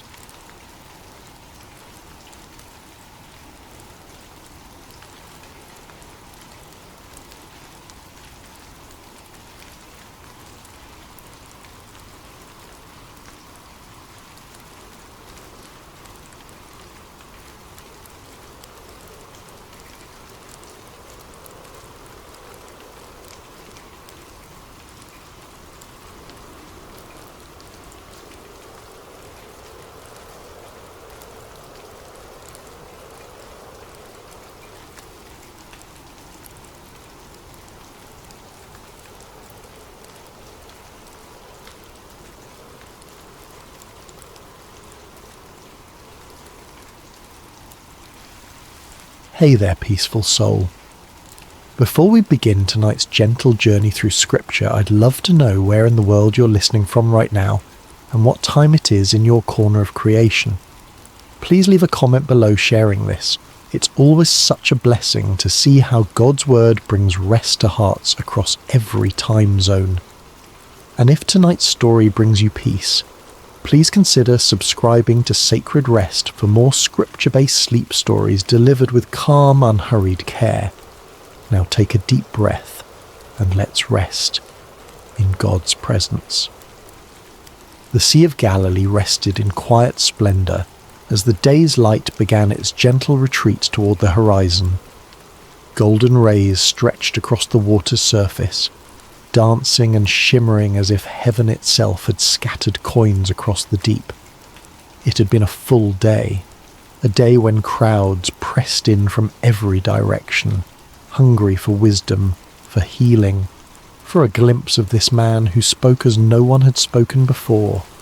Jesus had been teaching since morning, his voice carrying across the gathered multitudes. He spoke of seeds falling on different soils, of tiny mustard seeds growing into sheltering trees, of hidden treasures and precious pearls. The kingdom of heaven, he said, was like these things, sometimes hidden, always valuable, growing in ways the human eye might miss. His words were simple yet profound, accessible yet mysterious, and the crowds hung on every syllable. But even the Son of God wrapped in human flesh grew weary. As the sun began its descent, Jesus looked out at his disciples with eyes that held both exhaustion and purpose. "Let us go over to the other side," he said simply. No fanfare accompanied these words, no dramatic declaration, just a quiet invitation to cross the sea. This is where our meditation begins tonight, with this small, seemingly unremarkable statement. Let us go over to the other side. 5 ordinary words that carried extraordinary meaning. For when Jesus says, "Let us go," he already knows what lies ahead. The storm that would soon rage was not a surprise to him. The fear that would grip his disciples' hearts was already known. The peace he would speak was already prepared. The disciples, eager to follow their teacher wherever he led, began to prepare the boat. Some of them were fishermen by trade: Peter, Andrew, James, and John. Their hands calloused and strong from years of casting nets and pulling oars. They knew this sea intimately, had crossed its waters countless times. This evening crossing seemed unremarkable to them, simply another journey in their extraordinary adventure with this remarkable man. Other followers bid Jesus and the disciples farewell from the shore, perhaps still pondering the parables they had heard throughout the day. The kingdom of heaven is like. These words would linger in their hearts as they returned to their homes, planting seeds of truth that would grow in ways they couldn't yet imagine. As the boat pushed away from shore, Jesus settled into the stern. A small cushion was placed there, nothing luxurious, just a simple comfort for the teacher's rest. Several of the disciples took up the oars, their strong arms working in rhythmic unison to guide the vessel forward. Others perhaps sat quietly, watching the shoreline recede or gazing up at the vast canvas of sky that was beginning to transition from azure blue to deepening indigo. The evening air was cool against their skin, a welcome relief after the heat of the day. Birds wheeled overhead, their silhouettes dark against the warming colours of sunset. Fish occasionally broke the surface of the water, creating ripples that expanded outward in perfect circles. All seemed peaceful, all seemed well. Jesus, his body surrendering to weariness, closed his eyes. The gentle rocking of the boat, the quiet splash of water against its sides, the distant calls of birds, these formed a lullaby that invited rest. And so he slept, his head resting on the cushion, his breath falling into the deep, steady rhythm of slumber.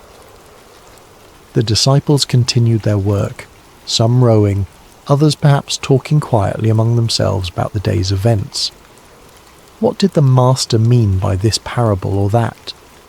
How had he known what was in the heart of the Pharisee who had challenged him? Would they truly understand all these mysteries someday, as he had promised? As twilight deepened into dusk, stars began to appear overhead. First one, then dozens, then hundreds, until the sky above was spangled with light. On any other night, this might have been a moment of transcendent beauty, a reminder of God's promise to Abraham that his descendants would be as numerous as these very stars. But those with experience on these waters noticed something concerning. The air had changed, becoming charged with an expectancy that seasoned fishermen recognized. A slight shift in the wind's direction, a subtle change in temperature, small signs that spoke volumes to those who knew how to read them. Peter exchanged glances with Andrew, then with James. No words were needed between men who had spent their lives on these waters. Something was coming. The sea, now growing restless beneath them, had secrets to tell. Yet Jesus slept on, his face peaceful in the gathering darkness. Did the disciples consider waking him then, when the first signs appeared?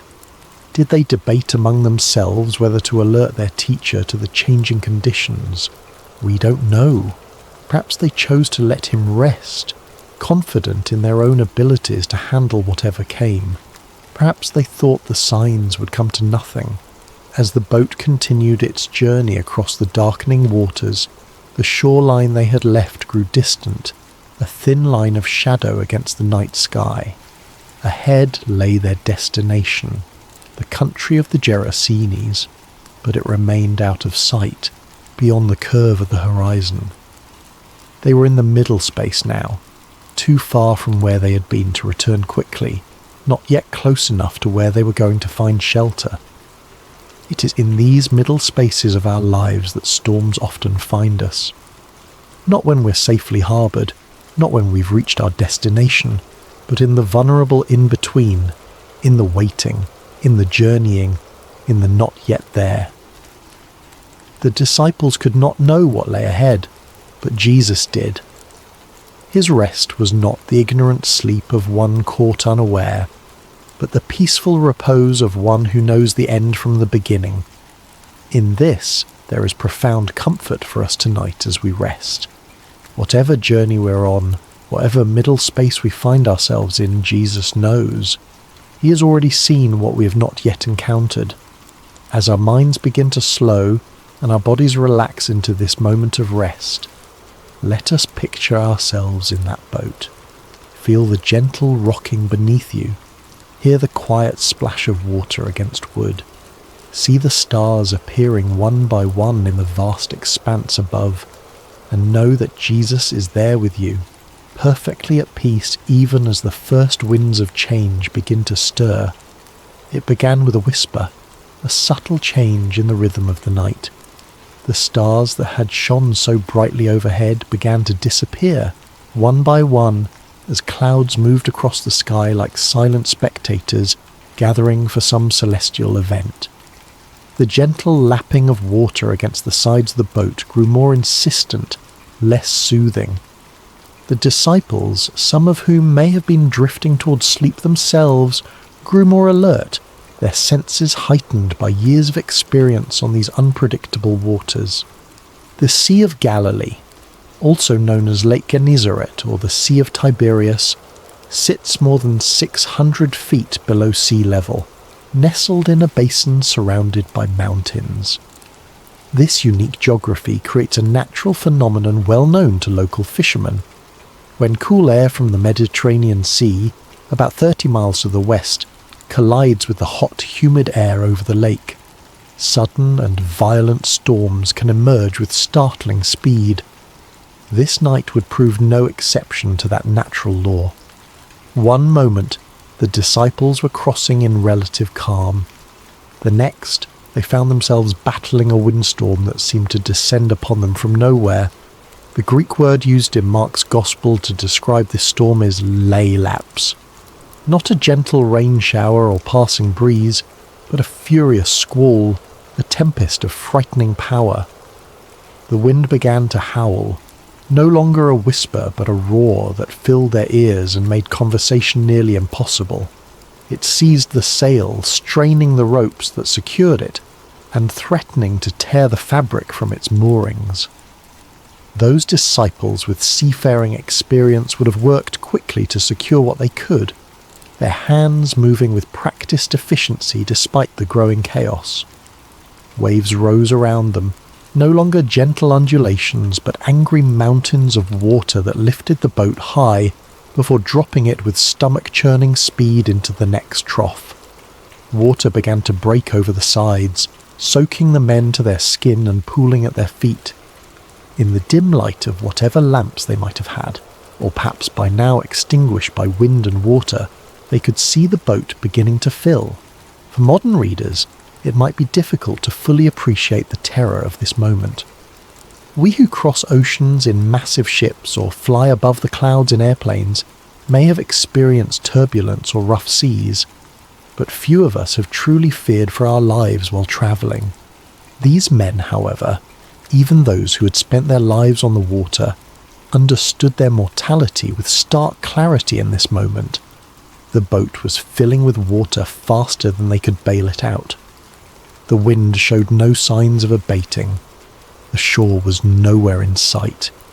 In the ancient world where swimming was not a commonly taught skill, and where the depths of the sea represented chaos and death, their situation was dire indeed. And Jesus slept on, his head still resting on the cushion in the stern of the boat. This image of Christ sleeping peacefully while chaos rages is one of the most powerful in all of Scripture. There is something almost incongruous about it, something that both confounds and comforts. The disciples must have looked at him with bewilderment. How could anyone sleep through such a storm? Did he not feel the water soaking his garments? Did he not hear the howling wind, or feel the violent pitching of the vessel? Perhaps some of them remembered the words of Psalm 121. He who watches over you will not slumber. Indeed, he who watches over Israel will neither slumber nor sleep. Yet here was their teacher, their master, whom some had begun to believe might be the promised Messiah, deep in slumber while destruction seemed imminent.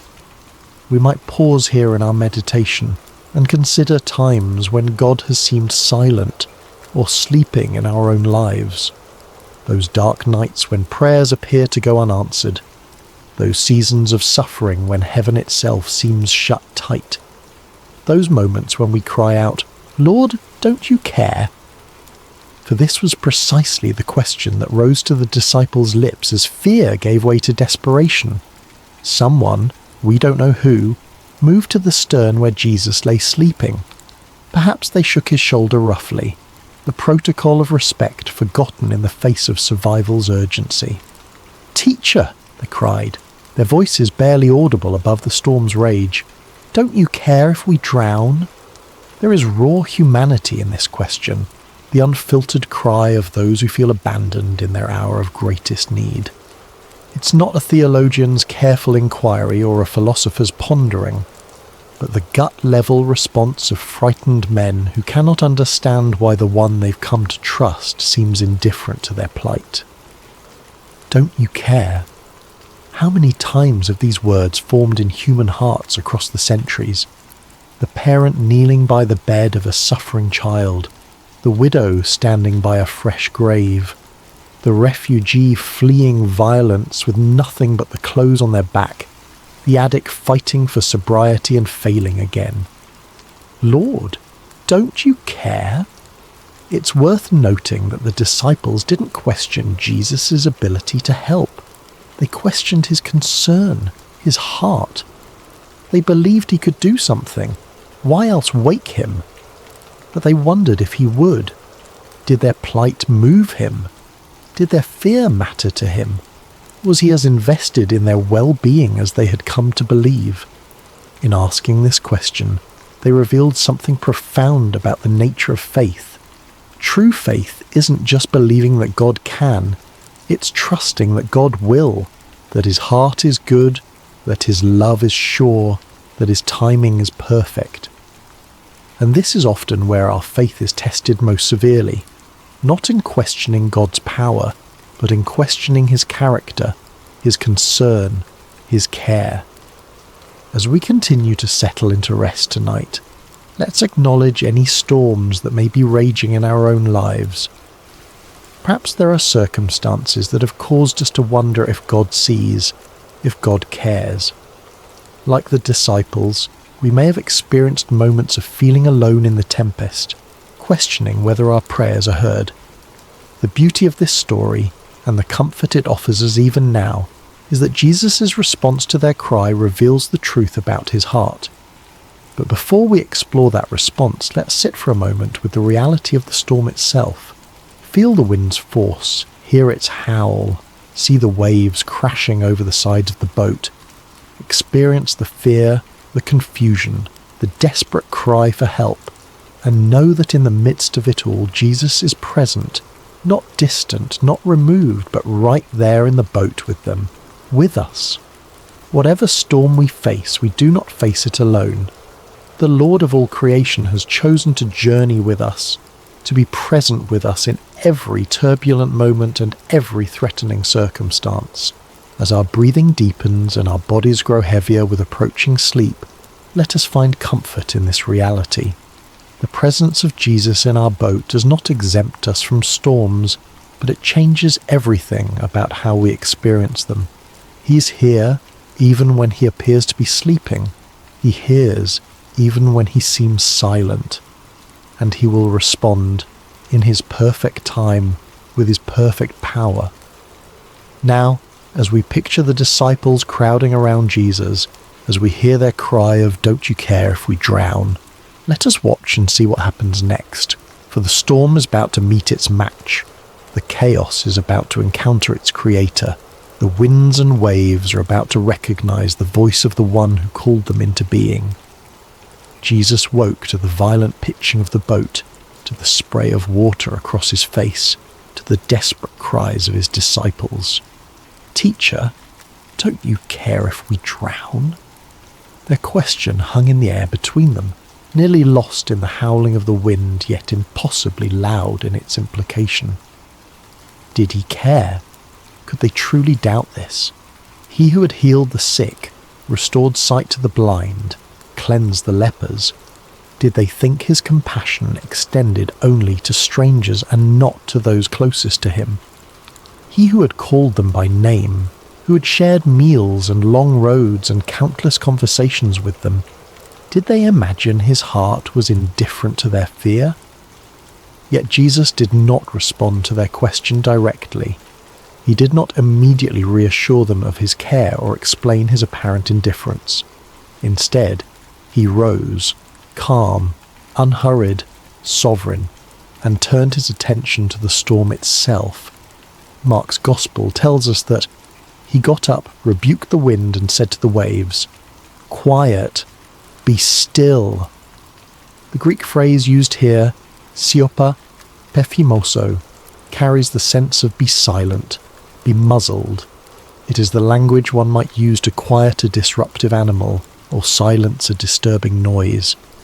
There is authority in these words, command and expectation of immediate obedience, and obey they did. The wind, which had been screaming across the water with destructive force, died away at once. The waves, which had been crashing over the sides of the boat and threatening to sink it, flattened into submission.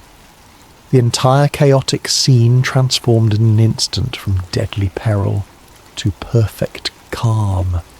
Imagine witnessing this moment.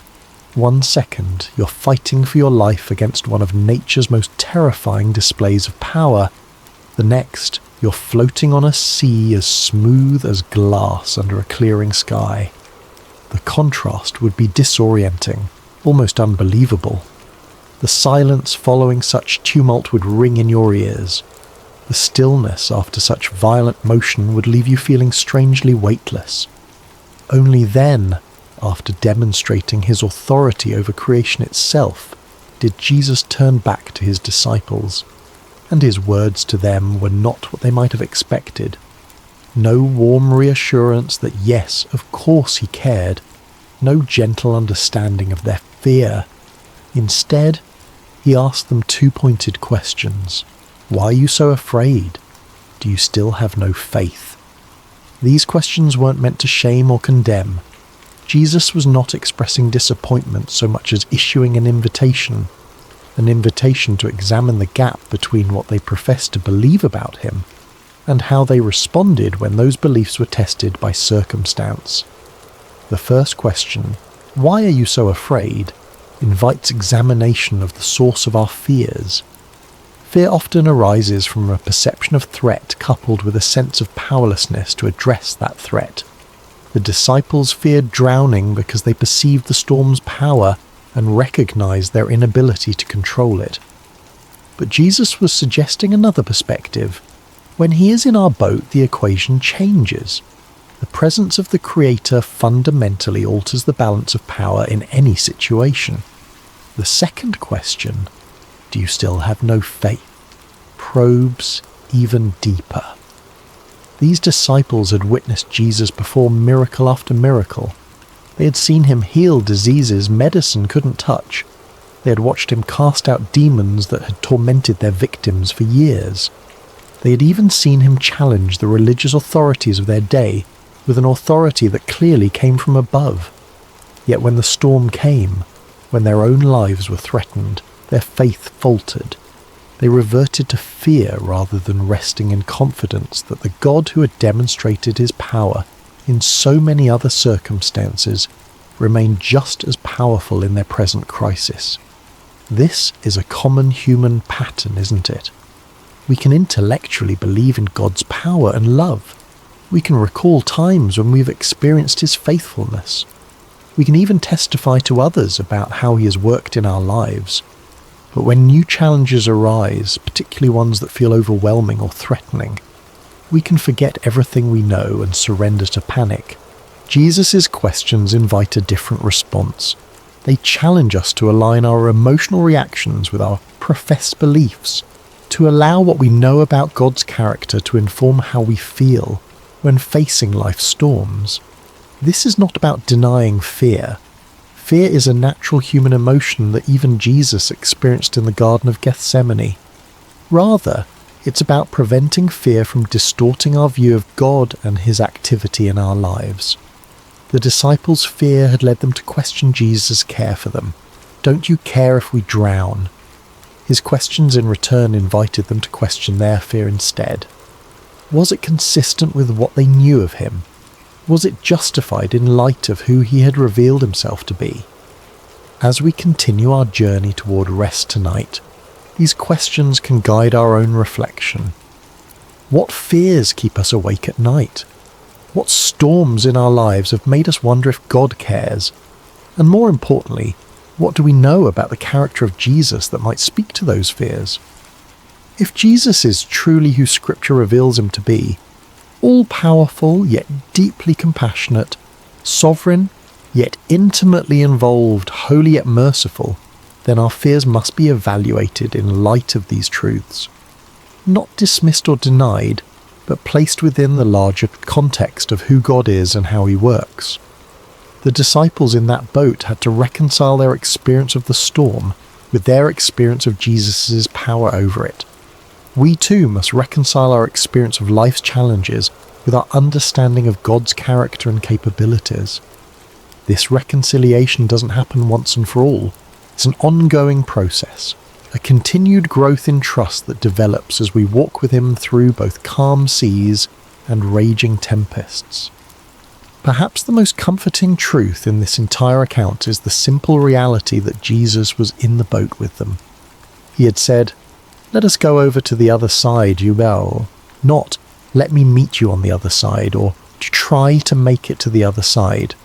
When Jesus says, "let us go," he commits to the entire journey, not just the destination. Similarly, when Jesus calls us to follow him, he doesn't promise absence of storms. He doesn't guarantee that the path will be smooth or the journey comfortable. What he does promise is his presence with us in whatever we face. "I am with you always," he would later tell his followers, "to the very end of the age." This presence changes everything. It doesn't always change our circumstances, though sometimes, as in this story, it dramatically does. But it always changes the meaning of those circumstances and how we can respond to them. As we feel sleep drawing nearer, let us rest in this truth. Whatever storm we face, Jesus is in our boat, not as a passive passenger, but as the Lord of wind and wave, the one whose word can transform chaos into calm, the one whose presence transforms our fear into faith. The question Jesus asks, "Why are you so afraid?" isn't meant to dismiss our feelings, but to direct our focus toward the greater reality of his presence and power. The perfect love he embodies casts out fear, not by pretending the storm doesn't exist, but by reminding us that he exists within the storm with us, and that makes all the difference. In the aftermath of the storm's sudden cessation, a profound silence settled over the Sea of Galilee. The only sounds remaining might have been the gentle lapping of now calm waters against the boat's hull, the dripping of seawater from soaked clothing and hair, and perhaps the still rapid breathing of men whose hearts had not yet caught up with the dramatic change in their circumstances. The contrast could not have been more stark. Moments before, chaos had reigned, wind howling, waves crashing, men shouting in fear. Now, perfect stillness surrounded them. The sky was clearing, stars reappearing like hesitant witnesses emerging after danger has passed. The sea, which had threatened to claim their lives, now cradled their boat with gentle care. In this strange new quiet, Jesus' words hung in the air. "Why are you so afraid? Do you still have no faith?" These questions weren't harsh or condemning. They were asked by the same voice that had just commanded the elements and been instantly obeyed. They were spoken by the same lips that had taught multitudes about the kingdom of heaven, that had pronounced forgiveness to the repentant, that had offered living water to the thirsty. His tone may have been one of genuine curiosity rather than criticism, a teacher using a powerful experiential lesson to reveal what was in his students' hearts. The disciples' reaction to this moment is profoundly revealing. Mark tells us that they were terrified and asked each other, "Who is this? Even the wind and the waves obey him." This was a new kind of fear, not the desperate fear of drowning that had gripped them during the storm, but the reverent awe that comes from encountering something, someone, beyond human comprehension. Their question, "Who is this?" is perhaps the most important question any person can ask about Jesus. It's a question that has echoed through centuries across cultures within countless human hearts. Who is this man who spoke with unparalleled authority, who healed with a touch, who forgave sins as if they were his to forgive, and who, as they had just witnessed, commanded the very elements of nature with a word? The disciples had already seen Jesus perform many miracles. They had watched him heal sickness, cast out demons, even restore withered limbs. But this display of power struck them differently, perhaps because it touched so directly on their own expertise. Peter, Andrew, James, John, these were fishermen who had spent their lives on this very sea. They knew its moods and dangers. They had weathered storms before through their own skill and experience. But they had never seen anyone simply speak to a storm and have it obey. Their question reveals something profound about spiritual growth. Revelation comes in layers. We don't grasp the full reality of who Jesus is all at once. Even those who walked with him physically, who ate with him and listened to his teaching daily, came to understand his identity gradually, through accumulated experiences and progressive revelation. This moment on the sea represented a significant shift in their understanding. The Jesus they thought they knew, teacher, healer, friend, suddenly revealed himself to be Lord of creation itself. The one who had been sleeping on a cushion moments before now stood before them as the one who held authority over the very forces of nature. "Who is this?" they asked each other. They were beginning to realize that the answer was far more profound, far more cosmic, far more divine than they had previously imagined. This question invites us into our own reflection tonight. Who is Jesus to us? Is he simply a wise teacher whose moral guidance we appreciate? A historical figure who founded a religion? A comforting presence when life gets difficult? Or is he the sovereign Lord of all creation, whose authority extends over every aspect of our existence, from the largest cosmic forces to the smallest details of our daily lives? Our answer to this question shapes everything about our faith journey.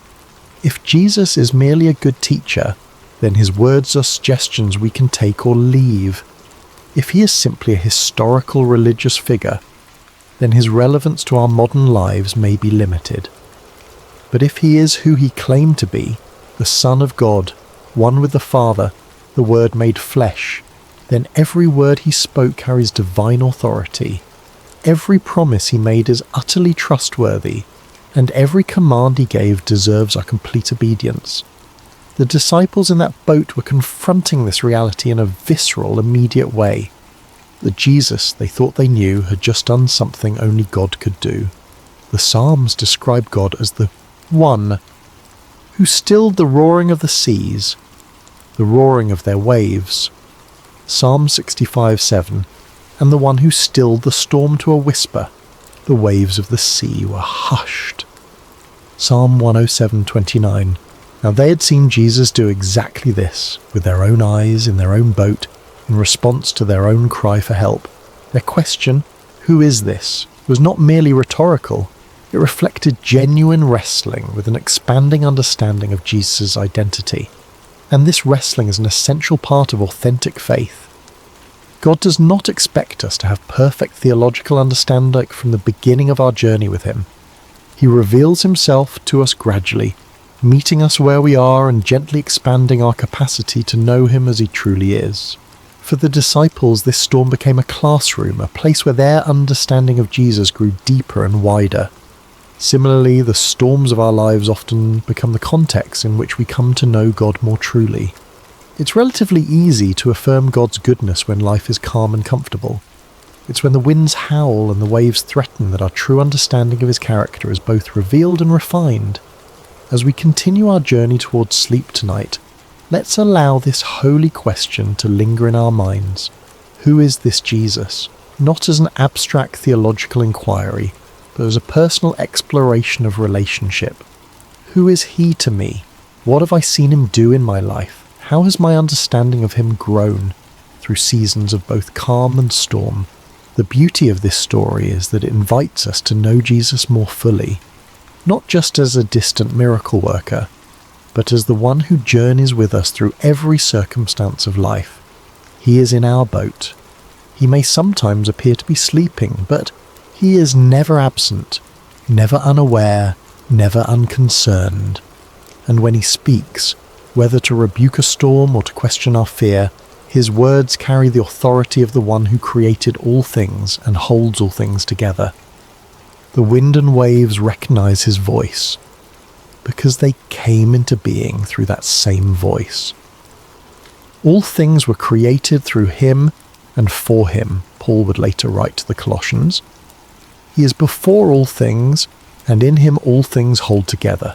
Colossians 1:16-15. This is the Jesus who accompanies us through every storm.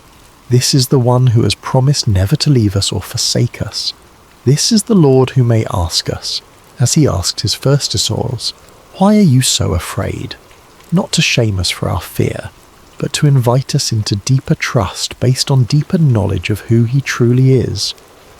As our bodies grow heavier with approaching sleep, as our thoughts begin to slow and quiet, let us rest in this profound truth. The one who commands the wind and waves is with us. And if even the storm obeys his voice, how much more can we trust him with the circumstances of our lives, with the fears that sometimes keep us awake, with the future that remains unknown to us but is fully known to him? In this trust we find not just theological truth but practical peace, the kind of peace that allows us to rest even when circumstances remain uncertain. Jesus didn't promise his disciples a storm-free journey. He promised them his presence through whatever storms might come. He offers us the same today. Who is this? The disciples asked. The answer to that question continues to unfold for all who choose to journey with him, not in abstract propositions, but in lived experience, in daily walking with the one whose authority extends over every realm and whose love reaches into every heart that opens to receive him. As the boat continued its journey across the now peaceful sea, the disciples must have fallen into a contemplative silence. The question they had asked each other, "Who is this? Even the wind and the waves obey him," would linger in their hearts and minds for days, weeks, perhaps even years to come. Each time they recalled this night, this storm, this miracle, their understanding of Jesus would deepen a little more. This is often how spiritual growth unfolds for us as well. Not primarily through intellectual study, though that has its place, but through lived experiences that reveal God's character and power in ways that transform our understanding. Head knowledge becomes heart knowledge when we see God act in response to our deepest needs and most desperate prayers. The disciples were beginning to grasp something profound. Jesus was not merely with them, he was over all things. His presence in their boat didn't just mean companionship, it meant protection, provision, and peace that transcended circumstances. Even when he appeared to be sleeping, his sovereignty remained active and absolute. As the first light of dawn began to brighten the eastern sky, they could see their destination approaching, the region of the Gerasenes on the opposite shore of the lake. Jesus had said, "Let us go over to the other side," and despite all that had transpired during the night, they were indeed arriving exactly where he had intended to take them. This small detail carries significant comfort. When Jesus sets a destination, he ensures arrival. The storm, powerful as it was, had not prevented the fulfillment of his stated purpose. It had threatened, certainly. It had frightened the disciples badly. But in the end, it had simply become another opportunity for Jesus to reveal more of himself to those who followed him. This pattern appears throughout Scripture and throughout the lives of those who walk with God. What appears to be a detour or a disaster often becomes the very context in which God manifests his glory most clearly. The storm on the sea, the fiery furnace, the lion's den, the prison cell. In Scripture, these became stages for divine revelation, not obstacles to divine purpose. As we prepare to drift into sleep tonight, there is profound rest available in this reality. Whatever storms we face, they do not take Jesus by surprise. Whatever fears arise within us, they do not diminish his power. Whatever threatens to overwhelm us, it cannot overrule his sovereign declaration over our lives. If Jesus has said to us, in any area of our lives, "Let us go to the other side," then we can rest assured that no storm, internal or external, can prevent us from reaching the destination he has established. The journey may include unexpected turbulence. We may experience moments of genuine fear, but the presence of Jesus in our boat, in our lives, our circumstances, our hearts, guarantees safe passage. This doesn't mean we won't get wet, doesn't mean the journey will always feel comfortable or proceed according to our preferred timeline. The disciples in that boat experienced genuine terror before they witnessed miraculous calm. They got soaked to the skin. They may have lost cargo overboard. The boat likely required bailing out and repairs afterward, but they made it to the other side because Jesus had declared that this would be so, and in the process, they came to know him more deeply than they had before. The storm became not an obstacle to their progress, but a vehicle for their spiritual growth. As we reflect on this story one final time tonight, let's consider 3 enduring comforts it offers to all who journey with Jesus. First, Jesus is present in every storm. He may not manifest his power immediately or in the ways we expect, but he's never absent from our struggles. The psalmist wrote, "God is our refuge and strength, an ever-present help in trouble. Therefore we will not fear, though the earth give way and the mountains fall into the heart of the sea, though its waters roar and foam, and the mountains quake with their surging." Psalm 46:1-3. This presence is not just comforting, it is transformative. It changes how we experience our circumstances, even when it doesn't immediately change the circumstances themselves. Second, Jesus' timing is perfect. He allowed the storm to rage for a time before calming it, not because he was indifferent to the disciples' fear, but because the experience would deepen their understanding and strengthen their faith. Similarly, when he seems silent or inactive in our lives, it is never due to indifference. His timing takes into account purposes and perspectives that extend far beyond our immediate comfort, encompassing our long-term growth and God's eternal glory. Third, Jesus' authority is absolute. When he spoke to the wind and waves, they had no choice but to obey. The same voice that said, "Let there be light" at creation now said, "Be still" to the storm, with the same creative authority and the same immediate result. This ultimate authority means that nothing we face, no circumstance, no enemy, no fear, no failure, is beyond his power to redeem, restore, or transform according to his perfect will. These truths don't eliminate life's storms, but they fundamentally change how we experience them. They allow us to sleep, literally and figuratively, in the sovereignty of the one who has promised to bring us safely to the other side. As your body relaxes more deeply now, as your breathing slows and your thoughts begin to drift, imagine yourself in that boat after the storm has ceased, Feel the gentle rocking of the vessel on calm waters. See the stars reflected on the surface like scattered diamonds. Hear the quiet lapping of small waves against the wooden hull. And most importantly, know that Jesus is there with you, awake, aware, almighty. The night is passing. Dawn approaches. The shore draws nearer with each moment. And the one who commanded the storm with a word continues to hold you in the palm of his hand, guiding your vessel to exactly where he intends it to go. In this assurance there is deep peace. In this knowledge there is perfect rest. In this presence there is complete safety. Whether we find ourselves currently in the midst of a raging storm, in the calm that follows, or in the ordinary moments between dramatic events, the truth remains. Jesus is with us. Jesus is for us, and Jesus will bring us safely to the other side. So breathe deeply now. Release the tension you may be holding in your shoulders, your jaw, your hands, your mind. Allow your body to grow heavy with approaching sleep.